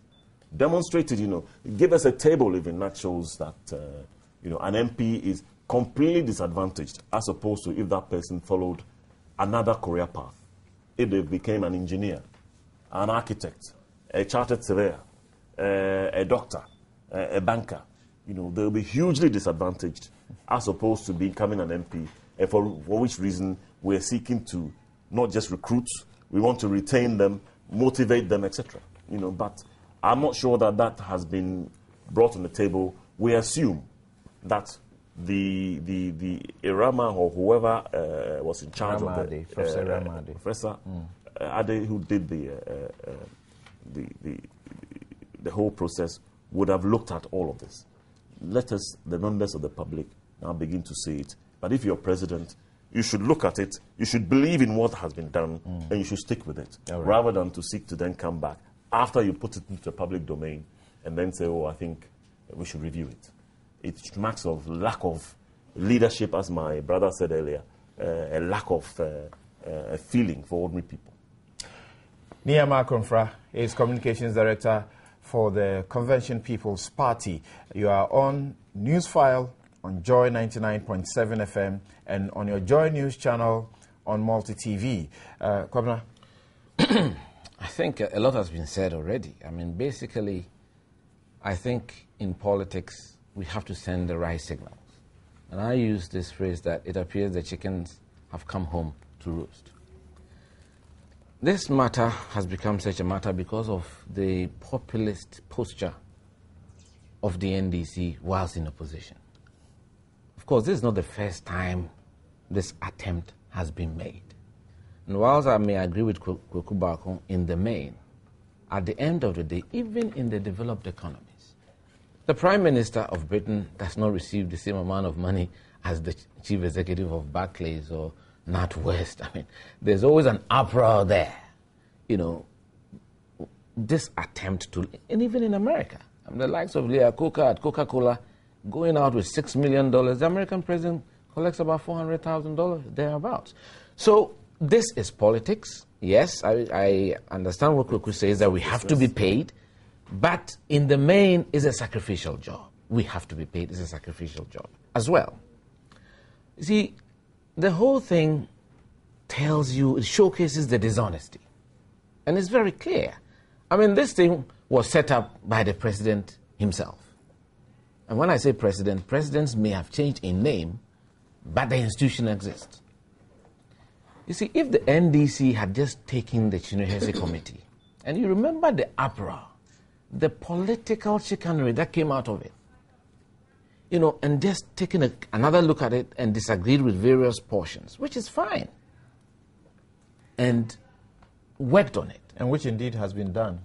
Well, not in the main. I mean, when Mills came, he appointed a Yamson committee to review it, which I thought was a better way. And then the new committee was appointed. But it is coming from those who have claimed to be social democrats, who have used words like opulence against the MPP when we got, that were feeding fat. You understand? At the time when the president said, in Ghana we pretend to pay people and people pretend to work, so we have to do something. And that he, as a president at the time, President Kufuor at the time was taking 900. I, as press secretary, I was taking my highest pay, 534. The kinds of noises we heard from the likes of Esidu Nketia and the bulwarks of the NDC. And that's why maybe the CPP is calling it immoral. That's interesting. You say 900, that's less than 1,000 today. Yes. And 500. Yes. Ghana cedis. I could bring you my pay slip. That's 5 million then. Yes. I see. And the kinds of things they will say about people. And they said, we are coming, we care for you.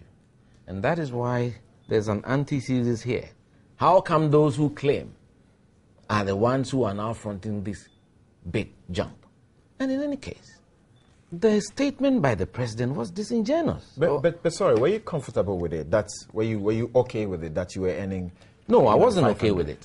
I wasn't okay with it. I think subsequently, when I left in 2006, it had been adjusted slightly upward. Okay. But nowhere, in fact, when the NDC came into office, Kwaku Bakum, I think, will bear me out. He published the list of presidential staffers, almost 25 of them, who receive in the region of 4,000. So I'm surprised today to hear that the president also receives 4,000. But because I don't know what kind of pay mechanism or arrangement they were using. Because in my time, and I left in 2006, and I believe some changes took place after I left. But even if presidential staffers are collecting 4,000 averagely, and I do think we have a livable wage. I think any decent Ghanaian should be able to live on 4,000, you know. And these are the people who run route in this country, creating disaffection for Kufuor, creating disaffection for the MPP, and using words like profligate spending, opulence. This has been the most expensive presidency in the history of our country.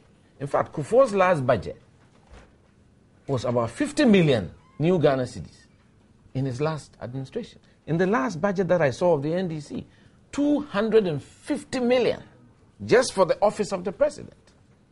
You know, so even if you are not satisfied with 4,000, I would have wished to be on 4,000 for the last 6 years. But the currency has not remained that stable Well, since. at the end of the day, that's why the question was asked. When you are making these adjustments, there are some who think maybe everybody, instead of having, what, is it clause 71 or whatever, everybody should be aligned with the civil service, and if they get 20, everybody gets a 20. There are pros and cons. I'm really not given to taking issue with this matter, because I have my own personal views on these matters. Because in countries like Botswana, if a minister uses official car after close of work, they will take it away from your salary. And as a country, perhaps we should sit back and have a look at these things, so that when you're a politician coming into politics, you know what you are coming to get. But we should not talk differently when the shoe is on the other foot. You understand? President Kufuor realized that the salaries were too low. Let's make some modest adjustments. And those modest adjustments were captured in Chinerese's report. One or two things may have been overboard. People concentrated on the house that they should build for a president in his hometown. It wasn't for Kufuor per se. It is as an institution. We could disagree on that. And some of, even me personally, felt that one was a bit overboard. But if you looked at the salary, people discarded all those things in there. It was a more reasonable projection and an increase. And again, to go back to the issue of the back pay of 4 years, I thought they were doing this because already being on 4,000 is reasonable. You know, I thought they were doing it for the future or some future arrangement. But to send it back to 2009 January, which is what the information I do have. If I'm wrong, I should be. But by the constitutional provision and by the convention by which we have come to arrange these salaries, that is what it ought to be. So that in Kufuor's time, if the salaries were determined in the 4th year, it was supposed to take retrospective effect. Oh, then I should go back to the council and see if I can retrieve some of my money. The executive that comes because I have not been paid determines its salaries. Say it again. The executive that comes in, present NDC administration, it is the president that ought to, the parliament that ought to determine his, and he will also determine theirs. So it is retrospective. Well, do we that provision in the constitution? A lot of people have issue with to start with, okay, and I don't think that it should go right back. Maybe beginning of this year, because if you are making adjustments, because of cost of living, because of inflation, and you cannot say inflation in 2009 is the same as 2012. And so, therefore, the value of money in 2012 is different from the value of money in 2009. So if you get a raise in 2012, you can't go back and say that raise should take effect from 2009. Reasonably, it doesn't normally happen. Maybe beginning of the year. And normally when teachers and workers get their pay rises, we don't go back 4 years. We go back perhaps that year, that calendar year. So I think the whole thing is about the attempt by the president. Either he was not on top of his brief, or it was a deliberate ploy to confuse Ghanaians. That's why you use the word populist. Because at the end of the day, you were right in the middle of this thing. You've seen the copy of the report. At least your pay, when you say it should be strung along the lines of Professor Adi, the figure in Professor Adi's report is the same as what has come out. So, I don't know. Either he was not properly briefed, which I think was the case, or perhaps he was just trying to play to the gallery. All right, Senator George, I'll point? be asking you this question. I'll take a few text messages, but my question to you will be, do we have any timelines as to what exactly is going to happen to the review? This one says from Kwesi Intema, he says, if it is the president who approves the salary of members of parliament and members of parliament approve that of the executive, then the president should rather review that of the members of parliament for his to be reviewed accordingly. As it stands, parliament will not review the president's salary below theirs. Franklin says the president, through the chief of staff, knew about the arrangements concerning his salary increment and he didn't call for any changes. His change in mind is a cheap political gimmick. Prince J writes, politicization of everything that happens in the country is one of the problems that we've got to deal with as a nation. I think it's about time that we veered off this pervasive party discipline on the part of our politicians. Kimba from Suhum in the Eastern region writes, this salary increment issue, once again, is a knee-jerk reaction by our president. Why should something come out of your own office and you pretend as if you know nothing about what is happening? This president obviously cannot manage our country with this kind of knee-jerk reactions. A very final one from John Sarkodie Ado in Germany. He writes, why don't we revise the salaries of the executive and the legislature according to the rate of inflation in the country? I guess this is an objective formula. And my former lecturer sent me a text and he says, look, if you are saying we should do the comparison in terms of people in corporate institutions and all, let's ask the question. If a chief executive, for example, can be fired, but an MP has to wait for the next 4 years. Yeah, that's true, you know. And I think that generally the perception has been that the figures, I heard Kweku say that from a point of principle, we must not see public office as a charity. Okay, and you see, he made examples of the sacrifices the greatest patriot this country has, Osagyefo, made. But the principle also is that it is not a place where you go to enrich yourself. Clearly, and that is why we must celebrate the legacy of late President Mills, who scrapped his per diem and rather said it should be given to orphanages. Okay, that again is another note of something noteworthy of mention. You know, one thing we must bear in mind is this whole issue about taxation on salaries. Okay, because mention was made that the 12,000 is non-taxable. The NDC has issued a white paper on the Constitutional Review Commission's report that there must be taxes on the salaries of presidents. Yeah, the recommendation as you find in chapter 4 of the white paper. Exactly, and so we have agreed to that recommendation.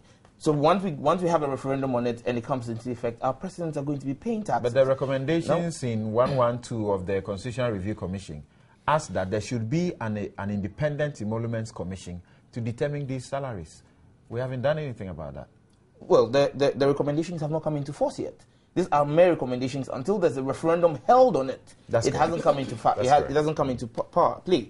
Now, the point must be made that, you see, when we talk about all of this, I've heard about the Chinrehesi report. We've tried to limit this as if the Irama Adi Committee's report was simply on salaries of the ministers, deputy ministers, president and vice. No, it was a holistic report that even looked at their end of service benefit, what we call ex gratia. Yes. And that is where we are looking holistically. That look, when we are saying let's revert to close to what the Irama Adi Committee is saying.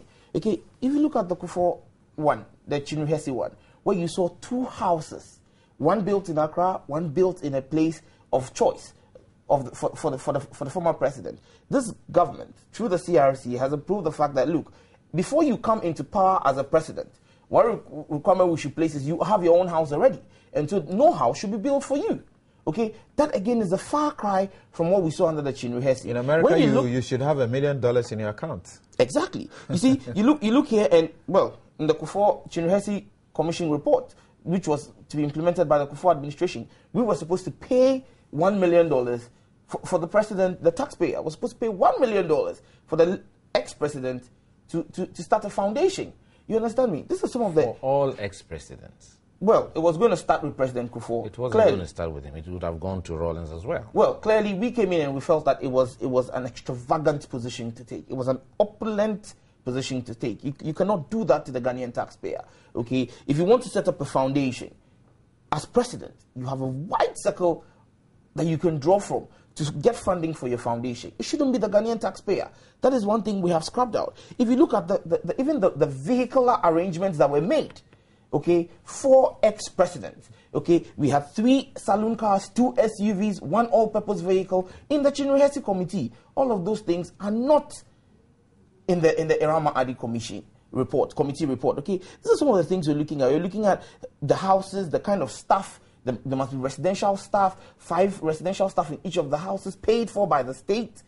These are all things which have been scrapped under this government. Do you understand? So, do you understand that that is a constitutional injunction, that the president, whilst he retires, his what he enjoyed, the privileges that he enjoyed, should not be amended to his disadvantage? Something you're not understanding the point I'm making. The point I'm making is this staff, residential staffers I'm talking about, are not those who were around the president, okay? Like Kwabena Japan was with the president, and maybe after the president leaves office is working with him. I'm talking about the 2 new houses which would be built, would have staffers, garden boys, house boys, house helps, and they will all be paid for by the state in the 2 houses. Now, don't forget, the president already is staying in 1. So it means we are going to be paying for maintaining 3 houses for the president. Okay? That, for me, was a very extravagant position to have been taken. And so, if you juxtapose what the conditions of end of service benefit under the Irama Adi committee are, vis-a-vis the Chinrihesi committee, you realize that when the president is saying, let's revert to, let me not say revert back, that's tautology. Let's revert to what the Irama Adi committee is saying. It is not just the salaries. You know, we made this debate all about what the president is going to earn a salary. And don't forget that even the salary now has had some parts of it consolidated. It also is going to be taxable. And so by the time you do all of this, you don't forget, it's true, Kwabena spoke about earning 500 Ghana cedis. But a chunk of money, of the taxpayers' money, when it comes to Article 71 holders, doesn't go into their salaries. It goes into travel expenses, per diems. That is where a chunk of the taxpayers' money goes into. The salaries of Article 71 holders is nothing compared to what they get as allowances. So the point must be made here that when we are looking at all of this, we should look holistically at a government and its expenditure. Okay, what is the frequency of travels? Okay, what is the effect of that on the purse string of the taxpayer? These are some of the things we're looking at. All right. I think it's important. Now, before I allow your intervention, I just want to read this text. It says that the problem is not about the amount to be paid; it's about the back pay, backdated by 4 years. That's the problem. Yeah. Do not forget that even the single spine for teachers, he said teachers did not go back. Single spine for teachers was backdated to January 2010. All right. So I said normally they will backdate 1 calendar year. You said 2010 because it was implemented in 2011. It was paid till 2012. So now quickly, what's the intervention you were making? Then I think he's made some points, and again, sometimes you don't want to be overly political, but I think I want to make this point. First and foremost, he talks about President Mills giving his per diem to charity. If he used to travel with Vice President Aliu, or he's traveled in government now, and I have traveled several times, people talk about per diem as if it's some huge amount of money. You know that even in a week, you may get a per diem of $600. You understand? So please, let's not create the impression in the minds of people. You know, the way people talk about per diems, and you see the amount of money that you are given. I don't know what schedule your government is on, but I can tell you for mine. You go for a week, you travel outside the country with all the risks, and you are given something around $600. Please, it is not something... apart from that, apart from that, well, you had more people traveling than us anyway. Apart from that, President Kufuor stayed in his own house. The podium king. President Kufuor, if he had charged the state for the use of his house as a state facility, he could have also benefited. No, but he could I not hear have that done house so. was refurbished not with But state he funds, could but not by have done the so. owner of the Melcom building. Is that Please true? don't do this necessary. I heard that. unnecessary I'm debate. asking Don't you. say you heard it. I'm asking. You can find out. And It is I'm not saying, true. I'm Please. saying, Comrade, Yeah, that he he's could not have That's what done. I'm He could asking not you. have It is not charged. true. He could That not one have of the charged Melcom that on building the was taxpayer. who He because decided the state provided him a place to live. No, at the It time is- we came in, there was no place to live. the Please. castle The was castle was there. there. The castle? Please, let's not go back. It is his choice. When you went, the pictures that we saw of the castle, please, let's not go back. We had to rehabilitate the castle. The castle that you went and saw was a rehabilitated castle. Please. Why? Kufuor's office. But He used State before House. Kufuor, somebody He lived used- in the castle. Please, I don't want to get there. You don't want to say things about anybody. Let's be factual. The fact is, in fact, TV3 and other TV stations, when I captured the state of the castle, it was in a bad state. It was in a bad state. Mr. Kufuor has a big family, and so he decided to stay in his own house. All that was done was to improve the security around the house, the security fencing. No physical thing has been done to that building. Air conditioning, No. 600. Which air conditioning? You mean Kufuor's house did not have air conditioning before he became I president? thought it was completely All right. overhauled. But I thought there was a It's renovation. a lie. Why? But I think that we let me- I have haven't moved finished. beyond we have moved beyond the claim that it was Yeah, mine or yours. whatever renovation was Yeah. done with the funds. state funds. We have So- moved beyond so that. let's get it all straight, and let's not. You see, at the end of the day, we have a duty to the people of Ghana not to erode the confidence that people have in political authority. And this is the caution I used to give to the NDC whilst in opposition. They created so much doubt. They create the impression that people travel and they per diem and so and so. Please, you do so in the minds of the people. They think that everybody gets into politics because you want to feed fat. It is not the case. All right. You are now in government. And I will not accuse you of something that I don't have evidence about. All right. Let's be very careful. Quickly, so that and we that move is on why to the next. this is coming back to move hand on the to the NDC. next subject. This is the audit investigations into constructional and electrical works undertaken at the President's residence by PWD Prestige in 2001. When you say President's residence, President Kufuor's Kufuor's residence, Well, 2001. as I said. I thought that I gave No, out, it's you know, important. a You see, caveat that no, we have moved beyond no, that I'm point not that talking about who it is not- financed what. Yeah, okay, That's not okay. the issue. The work that was done there, provision of security light, construction of chain link fencing, and construction of an observation post. This is the Auditor General's investigations into the matter. Beyond that, there was a 1st June 2001 letter to the Speaker of Parliament by Kwamna Bartels. The same things are stated here. So it's public record as to what was done. All right. There. Now, just a small point about how some of these things are done. I have here a letter signed by Dr. Akuto Osei, MP, Minister of State, 19 June 2008. It says 2007 salary increase for members of the Executive, Judiciary, Commissions and Councils listed under Article 71 of the Constitution. Approval is hereby given for the attached salary levels to be used to effect the payment of salaries of members of the Executive, Judiciary, Commissions and Councils listed under Article 71 of the Constitution, including the Auditor General and the Administrator of the District Assembly's Common Fund. The effective date of implementation is January 1st, 2007. It's 1 year. You get it? 1 calendar year. And it says, please note, and I find this interesting, I suspect it's the same thing happening today. Please note that the new salary levels are consolidated. Therefore, payment of salary-related allowances to all Article 71 constitutional office holders should be discontinued. When you go for the salary rates, this is 1st January 2007, the President was receiving 4,608 cedis. This is the latest by let me just conclude by illustrating the point on what that I made up by Nkrumah and the Busia regime. If you go for the Hansard, 4th July 1961, Nkrumah was addressed, sessional address to Parliament. He says, Mr. Speaker and members of the National Assembly, under the Constitution, as President of the Republic, I am not liable to taxation, but I am not prepared to be excluded from sharing the common burden when everyone else is called upon to make sacrifices. I have therefore instructed the Accountant General that my basic allowance amounting to £2,500 a year should henceforth not be paid. This, in fact, comes to the same as if I had been called upon to pay income tax, both on my salary and on my basic allowance as president. I can, however, in this manner, tax myself by my own order. And there was, an element of sacrifice voluntarily by a political leader.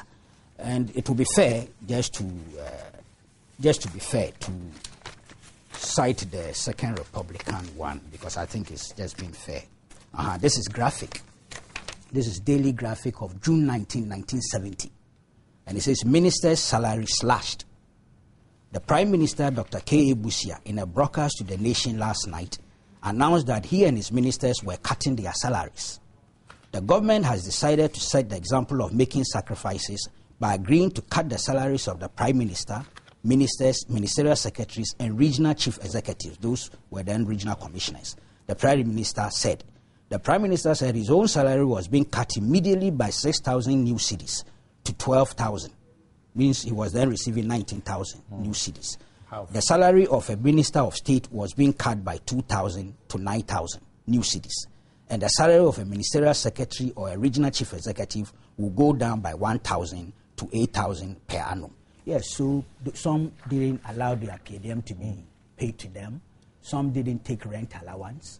And some did things like this. We've had such elements of voluntarism and sacrifice. All right. But bottom line, I say, let's pay our politicians and governance structure reps. It includes not the Chief Justice, the Speaker, the MPs. Electoral Commission, all of them. But of course, linked to production, productivity, and delivery.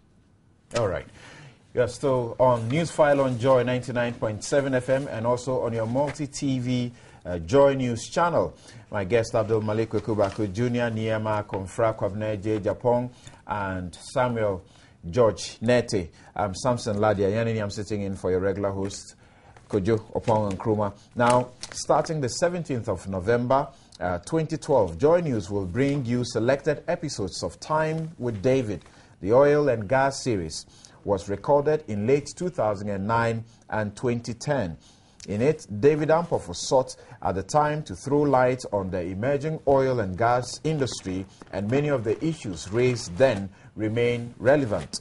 We will begin the broadcast with the very first interview of the series, which was with the Minister for Energy, the Honorable Joe Otinge J. The gas processing plant currently being developed with Sinopec was one of the issues that stood out. Enjoy a look back at the very beginning of Jubilee Oil and Gas in Ghana this and every Saturday at 7 p.m. on Joy News, only on your multi-TV. We'll be right back to look at Jerry Rawlings and his wife, where both of them stand.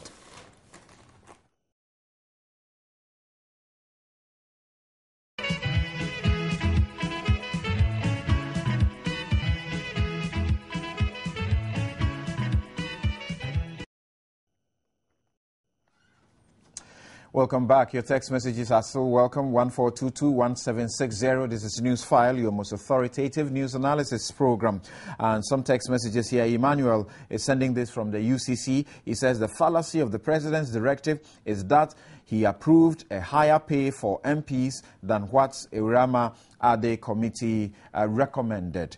This one says, I think the back pay should be nullified and the president should be paid 50,000 Ghana cedis. I see. If the graduate teacher takes less than 900 Ghana cedis without any allowance or provision of health care or accommodation, those in authority do not merit such amount. Sapong in Kumasi. Based on the president's emolument, I pray that God touches the hearts of all voters not to vote for President Mahama and the NDC to save Ghana from corruption and propaganda governance. Da Costa in Tema. I have no problem with the money, but rather the effective date of 2009. Why? That is Mike Gago asking that question.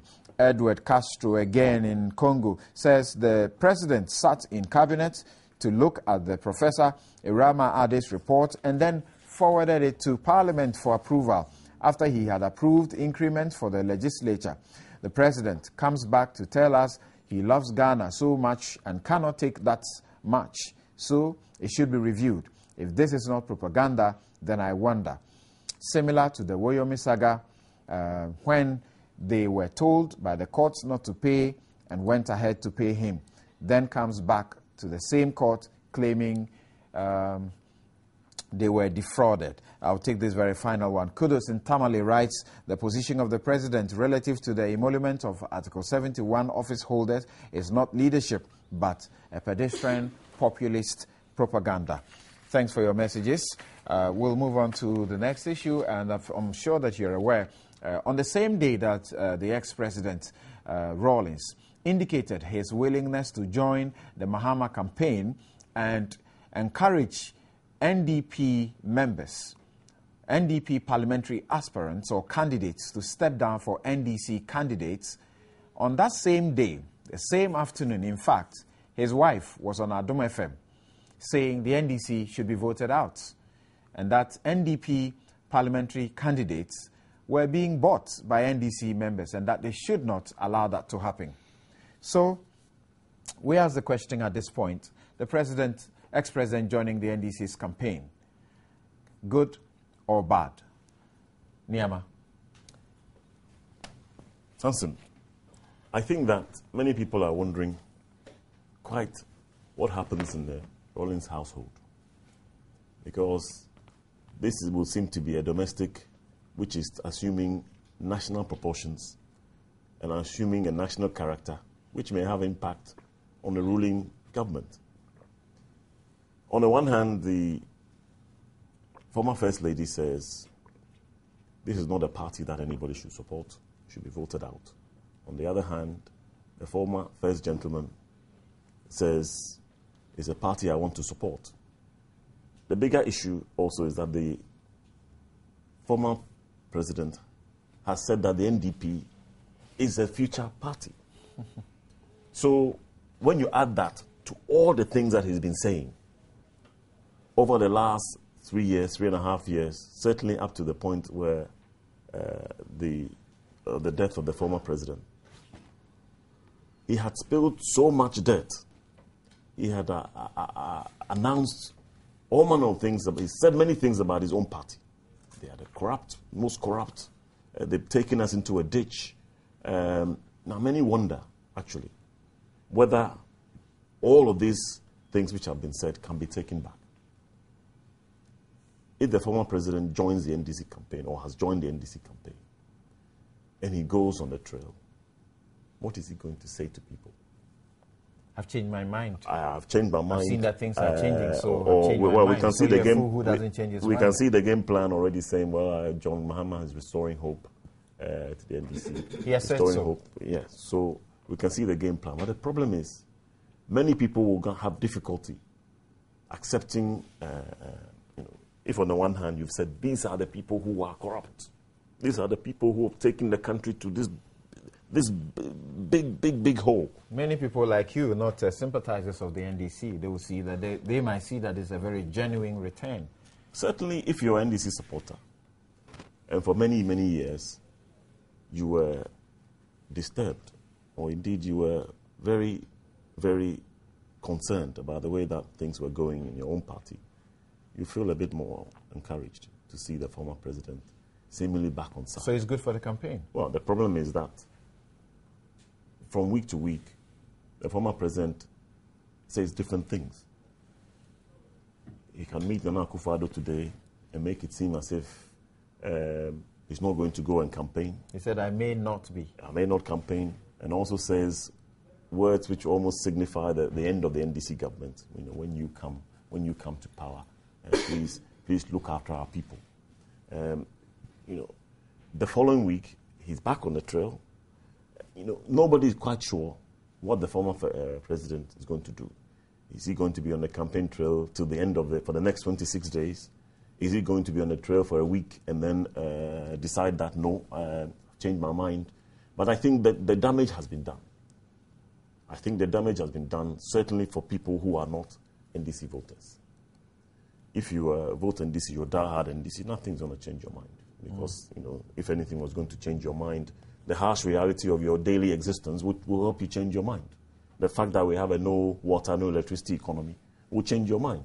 The fact that this is a deficit economy will change your mind. But if you decide that actually, come what may, I'll vote NDC, yes, you are happy that President Rawlings is back on the trail. But for those who have heard the criticism, the Pandora's box which was open, the blood on the carpet for the last 3 years, there's no going back. He can come back on the trail, he can seek to convince you, but your damage has been done. If you say somebody is a thief, or you say somebody is a criminal, or whatever it is, and you come back and say, oh, sorry, I don't think the person's a thief, how many people are going to change their mind and think differently about the people that you've called all sorts of names? I think not. So the President Rawlings returning on the campaign trail for the NDC mixed blessings. The blessings largely to existing NDC members, but for other people, I think he's alienated them. They've lost those people forever. I see. You may say that there's no sin that cannot be forgiven, and Abdul Malik Kukubaku Jr. Already we are getting signals that he's already having difficulty, getting back on the campaign trail the way he would have liked, because the Seydou Nketia, who is both the general secretary of the party and also chairs the campaign of John Mahama, says that they've not been officially notified and there's no special place for him. Mr. Rawlings is walking a tightrope, perhaps deliberately so. And if you look at what is happening between him and the wife and how they are going, it's very interesting political phenomenon, which some of us will take our time to interrogate further. It's a whole political science out there. We need to understand some of these things. It's weird. It's intriguing. But for me, right now, I think that is not the issue. The General Secretary's response to this initiative, which I'm told was generated out of a meeting between the ex-president, the founder of the party, and a group of former party executives. That is where I think the surprise is. You see, regardless of whatever Rawlings is doing, say the double-speak, the tight-roping, and all those things, there appeared to be a certain silver lining, provided by this meeting at such a crucial moment. And then the chairman of the campaign team of President Mahama, perhaps maybe the very crude way, sounding logical. You said we shouldn't use your name without your permission in our campaigns. So if you want to be part of the campaign, then you better write. You're trying to score a point. Count. That's the word I was looking for. It's crude. It's uncharitable. It's undiplomatic. It reflects lack of strategic thinking. Is there another way of saying, look, we don't need you in the campaign anyway? Whichever way, I say it's crude. The crudity of this. I mean, somebody who is so experienced, former member of parliament, former deputy minister of agriculture, chairman of the campaign team. It doesn't even reflect the perceived leadership quality and credentials of John Mahama. That's the point. What they try to put out there is a kind, generous, cool, collected, and I admit that's what John is. I like him for that. He's cool, he's collected, he's honest, he's sincere. I don't have a problem with that. Indeed, he has said that they should welcome those who had gone out and were interested in coming. But it's in contradiction. It's a rebuff, an outright public rebuff. It's crude. It's undiplomatic. It lacks strategic thinking. I can't believe it. So you see, for me, Rawlings and his inconsistencies, I've always said, is a walking contradiction. That's what he is in Ghanaian political history. So we know that. That's a known fact. Rawlings is not an unknown quantity. Everybody knows who he is, what he is, and how he goes about doing things. But here we are, former regional chairman. And I heard the reaction of Alhaji, is it Abdallah, the former Bronga. And you know how he went about it? That Seydou Nketia is a loose cannon or a loose talker. And that he, over the years, is creating problems for the party. At this critical moment, It doesn't make sense to me. Okay. Point. Not that Substantive. I would What's the wish- value of the return of President Rawlings into the But I campaign? have said that over and over here. 2000, he was the incumbent president championing the campaign of Vice President Mills. The NDC lost. 2004, he was founder Rawlings championing the campaign of former candidate Mills. They lost. 2008, it was here, they won. So I don't have an empirical basis to suggest that his presence or absence will determine the outcome in any way. I don't have a problem. But those who are in the party would love to have their numbers. Full complement of their numbers. I thought so. Commonsensically. Okay? So whatever it is, I am saying that I don't believe, and I say this because of the little I know about the president. I don't believe that Seydou Nketia, chairman of the campaign team, consulted his leader or his candidate. I don't believe so. If he did, and the candidate asked him to go along, then this itself will undermine the perceived credentials of the candidate. This is crude. It's uncharitable. It's undiplomatic. And it reflects a certain lack of strategic thinking when it comes to electoral politics. Yes. George, 26 days to go. is he welcome? Well, as a member of government's communication team, even if Kobna doesn't respect my locus, I would clearly state. Oh, we all respect you. So Kobna stated his your disdain for the government communication team, to say the least. But well, he says we don't have locus. But anyway, I'm glad Kweku Baku has admitted, and I know this is not the first time he's admitting to this, that he knows the president personally. The president is a fine gentleman. He's an honest person, and His Excellency says it as it is. His Excellency has been on record saying that, urging all those who might be aggrieved within the NDC to return to the party. We need numbers. Politics is about numbers. Mr. Rawlings has stated, and you know, it's interesting, when we went to Kumasi, the spin that was put on his statement in Kumasi was babies with sharp teeth. He never really endorsed President Mahama. When we went to Ho, they spoke about old evil dwarfs. He never really endorsed President Mahama. He's out today saying that he's going to campaign for President Mahama. He's out calling for NDP parliamentary candidates to step down for NDC candidates. For me, as far as I'm concerned, Mr. Rawlings has always been the founder of the NDC. He never lost his position as founder of the NDC. He still, because when I take the NDC constitution today, the person who is founder is His Excellency Flight Lieutenant Jerry John Rawlings. That article in the constitution has not been revoked, and so he still remains our founder. He's always been our founder. And he stated clearly, he's 4 years older than he was in 2008. His presence might not be as robust as it had been over the past 12 years. It's good for you. Clearly, every individual who comes on board is important, because our constitution says that you win the elections with 50% plus one vote. President Rawlings is not Now, every individual. The point I'm making here is very simple. And you see, even In the political equation, he's not every individual. because he has a huge constituency. And now the point must even be made here. That look, a large chunk of the NPP's campaign against, especially the NPP, and I singled them out for this because they have championed this position against the NDC, is that the NDC is not credible, because even its founder has called us all sort of names. Its founder has criticized the party, and they have quoted copiously from the gospel according to Jerry John Rawlings.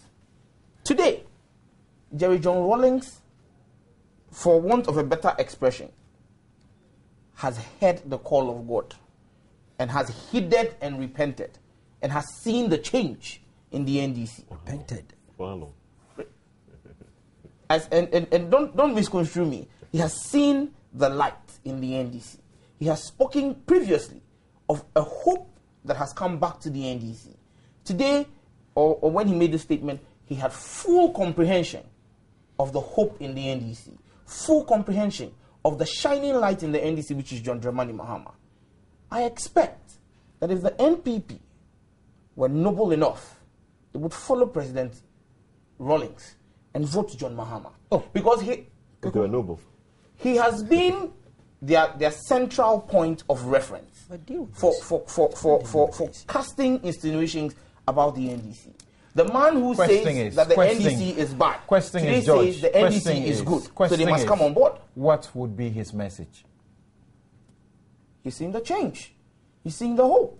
He's seeing a revival. He's seeing the spark. Hold on, I'll come back to you. Kofi Adams, he's aide to the ex-president Rawlings. He's on the line. Good morning to you, Mr. Adams. Good morning, Samson, and good morning to your panel members and your viewers and listeners. Welcome to the show. The ex-president, when is he officially joining the Mahama campaign? I think when people ask me when he's officially joining, I ask them, what do they mean by officially joining? The founder and former president participated in the party convention in Kumasi, which is a significant program that endorsed His Excellency President Mahama. Subsequently, there had been another major campaign program, which is the launch of a party policy document, otherwise called a manifesto. He participated in that event. He has interacted with all manner of groups. And in all this interaction, he's giving indication clearly that President Mahama has brought a lot of hope, and he has done so many good things that shows that he can be a leader. That is an endorsement. It looks like people always think that campaigning is only when you stand on a rally platform and tell people that do this or do that. You would realize that a lot of young persons in the party, many of whom were quiet, today are actively involved and are giving indication that the former president and founder has given them hope. He has shown the light that, look, President Mahama has brought a spark, has brought hope into the party, and they want to turn this spark into fire. So they are out there campaigning in their numbers. This young men you talk about, are they not the ones we find in the NDP? Whether they are in NDP and they are coming back is a good story. Whether they are in NDC and they were inactive in the past and are now active is good story. Okay, so that he says. Samson, I'm speaking to you not from Accra. I'm in the northern region. I've interacted with a number of persons, many of whom have gotten hope out of that, and they are out there working in their numbers. And for us, we are happy about that. So he says that let's get the NDC back. Let's vote for the NDC, and then NDP parliamentary candidates should step down, consider stepping down for the NDC candidates, and then his wife says no. Punish the NDC, and the candidates, NDP candidates, are being bought by NDC candidates. What's going on? We are talking about two different persons here. You are telling me about a flag bearer of one party. Two different parties, two different persons that the Bible sees as one. That is why I'm saying politics, that no Bible. he is speaking from the point of view that the NDP, from what they espouse, are principles that the NDC have shared and have held until up to the point where members of the NDP, in a way, were thinking that the NDC have deviated. But this same person is saying that he has seen certain things, and it is his wish that the NDP should consider dropping their candidates in places where you have credible, strong NDC candidates. It's a plea. If the NDP as a party accepts it, it will be good enough. If they don't, what it means is therefore that the NDC must go ahead and work very hard as a political party. Kofi, sorry, but I'm a bit curious. Let's get into the domestic affairs of the former first couple. No, we can't get into domestic No, affairs. I'm interested. I just want you to tell me, I mean, how do they relate from this point? They relate the way they have always related. Great. If you want us to talk domestic affairs, they relate the way they have always related. If you want us to talk politics, let's talk the politics. But domestic affairs, they've related well the way they have related. And the public they communicate to should trust and believe them. Of course, that is where the trust is. Why? So you don't have your right of political choice. The Constitution is something, you are a lawyer, you know what the Constitution says, that everybody should exercise his or her right of choice. That is so. So why should the right of choice of a party determine whether you relate well in terms of your domestic choices. Okay, but my very final question to you will be, what is the former president's reaction to General Secretary of the NDC and Chairman of the John Mahama campaign, Johnson Essiedu Nketia? When you have just 3 weeks to an election, and you have a General Secretary of a party speaking the way he's speaking, if you really care about the party, you ignore him. You don't spend time responding to such comments. Because when you look at the banks of a river, you never drink water from it. The focus person here is President Mahama. The focus persons here are NDC parliamentary candidates across the constituencies. And that is the focus of NDC members, not Essiedu Nketia. So what will be his role? Is it going to be as we saw him play? We saw him play in the last elections. Hello? Hello, Kofi? Hello? I can hear you, Kofi. Sorry. Hello? Okay. Sorry, if you can't hear me, I think it's okay. We'll leave it here. The line is bad. Hello? Okay. We'll leave it here, Kofi. Kindly take Kofi off for me. Thank you very much. Now, you have the very final one on this one. Well, you want us to do the next topic? Okay, so let's do it. Yeah. Well, these are very interesting times, and I think Kweku alluded to that it may need some doctoral dissertation research to really understand what is happening. But for me, I mean, it's the NDC's internal matter, and I really don't want to get mad in that. We are focusing very hard on our campaign. Suffice it to say that in life, action speaks louder than words.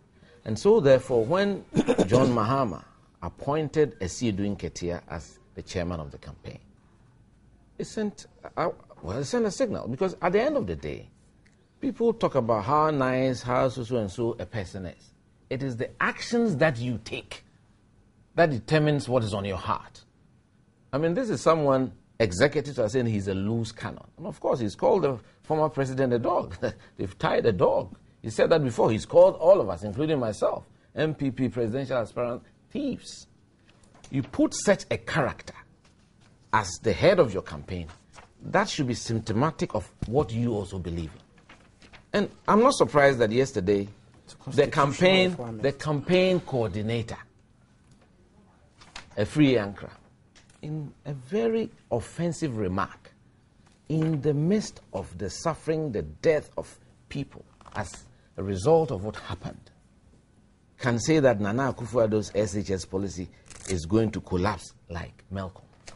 I mean, how insensitive can you be? In more civilized jurisdictions, he will be out of a job by this morning, just by that statement. I mean, the parliamentary leader in Britain... The opponents will say that there are people in the NPP who have made worse comments, so they should have also lost their job. They are not ministers. If you are a minister of the Republic, please, we are in opposition is different. You are a minister of a country that has seen this tragedy, and you use that to characterize your opponent's flagship policy? Are you sensitive to the suffering of the people? I mean, a minister of state, and John Mahama sits there and sees nothing wrong with what his campaign coordinator has said? Look, in England not long ago, a comment out of 10 to a policeman caused the resignation of one of the senior cabinet ministers. And if that is what we are going to learn, I am not surprised. Because it's all they talk about, he is this, he is nice and that, but the action on the ground does not support those assertions. Yeah, the conversation is that you stand to lose by the ex-president's, decision now, because at a point... Not at all. I think there was by any rule of thumb evidence, I mean, nobody can take away anything from Rawlings, the role he played in the 2008 elections. If you watch the African elections film, everybody knew the state of health of Professor Mills. Rawlings was in the front line. But of course, John is a much younger, more vibrant person. So he can carry the campaign, and he's carrying the campaign. So Rawlings has been there before. We beat them twice. I followed Nana Addo to some of their campaigns, and I discovered how very disturbing it could be for the NPP, for example, where you go to one place, you move, the next minute Rawlings is assigned to that point. That is in 2008. You're talking about 2008. Yes, 2008. That's what he did. But at the end of the day, even the margin of victory was like that. So I believe, he has a role to play in this. It's not for me to pass comment on that. We are very focused on our campaign. Our message is going through. People believe in what our candidate is saying. He's a hard worker. He has sacrificed for this party, and we believe we are getting there. All I'm trying to say is the actions of the current president in appointing these two people to head his campaign speaks volumes. Otherwise, why would Kofi Adam be saying that we should disregard the campaign chairman of the president? That he speaks out of 10? Why do you appoint such a person? What goes into your mind to appoint such a person? Constitutional mandate. Constitutional mandate. The chairman of the NDC, the party chairman is always the chairman of the campaign. I don't think so. Anyway, I'm not... But is he the party chairman? He's not the party general secretary. Is always the chairman of the campaign. But at the end of the day, sure. Siedu, what's his name? A free anchor statement yesterday, and I condemn it unreservedly. To say that Nanado's SHS policy will collapse like Melcom is insensitive, is unethical, and it shows a lack of maturity for a minister of this republic. Something that has happened that has attracted the attention of the world. And for you, a politician, and also the campaign coordinator of the president, I think is a disgrace, is shambolic, and the president should act. You're still on Newsfile on Joy 99.7 FM. We are live across the country. You can also hear us on Lolonyo in Hohoi and on also our latest channel in Keta, that is 107.3 FM. We'll try and take a quick attempt briefly each. Let's do about 2 minutes each on the vice presidential debate. And on this one, I start with you, Ni. Well, the talk is that it did not live up to the hype. Well, I beg to differ. Certainly lived up to the hype for us. It lived up to reality for us. I think going into this debate, many billed it as the battle of the sexes. We looked at it as a battle between those who care about numbers and those who care about people. We looked at it as those who are the theorists and those who are the practitioners on the ground in tune with everyday people's lives. And that's the way that it proved to be. And that's why I think that our candidate, Nana Akosua Frimpong, won on the opening debate in the way that she sought to connect to average Ghanaians, even tried to speak their local language, but knew that she would not be allowed to She admitted in the process that yes. she was confused by the numbers that were being churned out by the two economists. No, she wasn't. That certainly is not someone who was prepared to be vice president. Because by default, she could become president. I think you got her wrong. She was not saying that she is not competent about what was being discussed. She said, was saying I am as confused as you who are watching. Yes. What she was saying is that, as I've said, we looked at this as those who care about numbers, because the question about the depreciation of the city, for example, our two main opponents, the Vice President and Dr. Bawumia, went on for 5 minutes about inflation and about interest rates, when everybody knows that the biggest problem with the depreciation of the city is the huge importation bill that we have and huge imports. What was the answer to our running mate? Straight to the issue. We need ultimately to industrialize this nation so that what? We can reduce imports. Straight and to the point. So when every point she was demonstrating that, look, we don't need these to keep this above the heads of Ghanaians. So she was standing there representing the ordinary person. And that's exactly what our strategy was. And that's why many ordinary Ghanaians out there feel that she won it for them. She won it on the opening remarks. She won it on the closing remarks. And she scored highly on the 6 out of 9 of the questions in between. So I think that nobody can say that. There are those who say that she appears to have taken the easy way so that she takes issues on a more simplistic view of issues. No, she's a very intelligent woman and she's a great leader. But she feels that we need to connect to people. And I've done economics. And I must say that I was bored out of my mind with the issues that our two economists were talking about. All right. You don't need to be an economist to be vice president of this country. You need to be a leader. And you need to be in touch, and you need to care for the people of Ghana. I'd like to apologize to our viewers that we went off briefly on TV.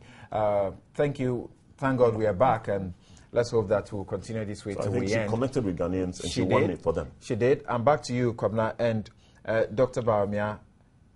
It appears some say that he and Ms. Arthur were engaged in a conversation that was between the two of them. Well, I think perhaps you have to put that down to the questions. I believe it was a vice presidential debate, and some of the questions were too targeted and detailed. And on a personal score, I would have taken them out of their comfort zone, because they eminently are qualified to deal with those issues. But what struck me was the gap in control of the situation between Bawumia and Amisata. And he's my senior and fans from Old Boys, so I feel very uncomfortable to conflict of interest to criticize him, because we mobile, we have this old lodge-like thing. But it got to a point. I mean, you could even see it on the faces of the NDC bigwigs who were sitting there. Maybe because it was the first, whether it was the first time. He's been deputy minister before, he's been special assistant in the ministry, he's been lecturer in economics. Something really went wrong on the day. And so he was totally... Numbers matter and people matter. He was totally at sea. And that, for me, I felt for him as a person. Bawumia, for me, displayed a certain understanding of the problem and how he wishes to solve them. Although sometimes he went on for a bit longer than I would have wished. But very clearly, for me, what struck me was how he was able to capture the vision of his leader. The fact that the direction, he was very clear, the direction that he wanted to take this country.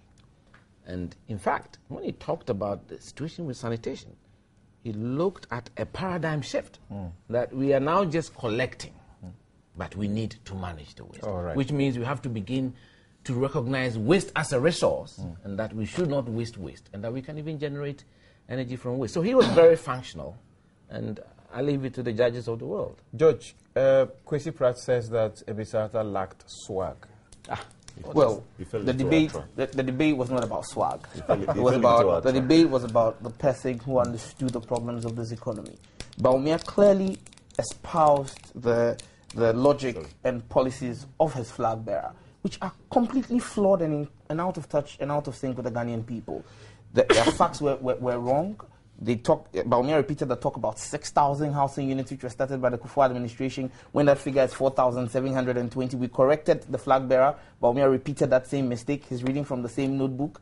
You see, the point about inflation and interest rates, clearly, you'd expect that somebody who had been deputy governor of the Bank of Ghana would realize that the interest rates that are stated outside are different from the base rates of the bank, which is what the banks give to institutions, especially corporate institutions, which have a low risk of default. And so when he went on and on and on about high interest rate without making reference to the base rate, there again, it either shows his incompetence or it shows a position of intellectual dishonesty, where he knew what the truth was and chose not to speak the truth for cheap political points. His Excellency Pakwesi Mr. Atta stuck to the point, gave out factual figures. And when it comes to sanitation, clearly, the NPP is not in touch with what is happening in this country. Zoom Alliance is already a waste, it's not a waste collection. The Zoom Alliance is not a waste collection company. I'm not talking about Zoom Alliance. Zoom Alliance, it's a waste management company. And it stems from the achievement of this government that we have passed a renewable energy bill, which includes turning waste into power. Okay, so clearly, the NPP doesn't even know what is going on in the lives of the average Ghanaian. And they displayed it clearly. Sorry, but that's... okay, Kuku. Well. For me, I had a deeper insight as to the quality of management relative to the economy. I'm still trying to understand what the former governor of Bank of Ghana and the sitting vice president meant by a certain level of confusion that has driven, informed the relationship between the inflation rate, a declining one, consistently for 28 months, and the interest rate. I'm still seeking to know what really he meant by that confusion. I think that, I have a huge respect for him. I think he's a very professionally competent person. But that answer, or that submission, with the greatest of respect, was uneducated and not convincing. He And spoke I think about it's the base unfair rate. He spoke about the base to us it was so clear that there was something wrong. So if indeed it is confusion that is informing that relationship, there is something basically fundamentally wrong with the economy and the kind of management governance structure we have. You see, I'm sorry, but that's where we end the show. My name is Samson Ladia Yanini. I sat in for Kojo Opon Kroma. My guest have been Abdul Malik Wekubako Jr., Managing Editor, the New Crusading Guide newspaper. Niyama Konfra is the Director of Communications for the CPP. Mr. Kwabena A.J. Japong, he is a former press secretary to President Kufuor and speaks for the NPP. Samuel George Nete is government communications team member, and he is also with the Works and Housing Ministry. Thank you very much. Have a good afternoon. The news is up next, and this show was produced through the leadership of Sedem Ofori.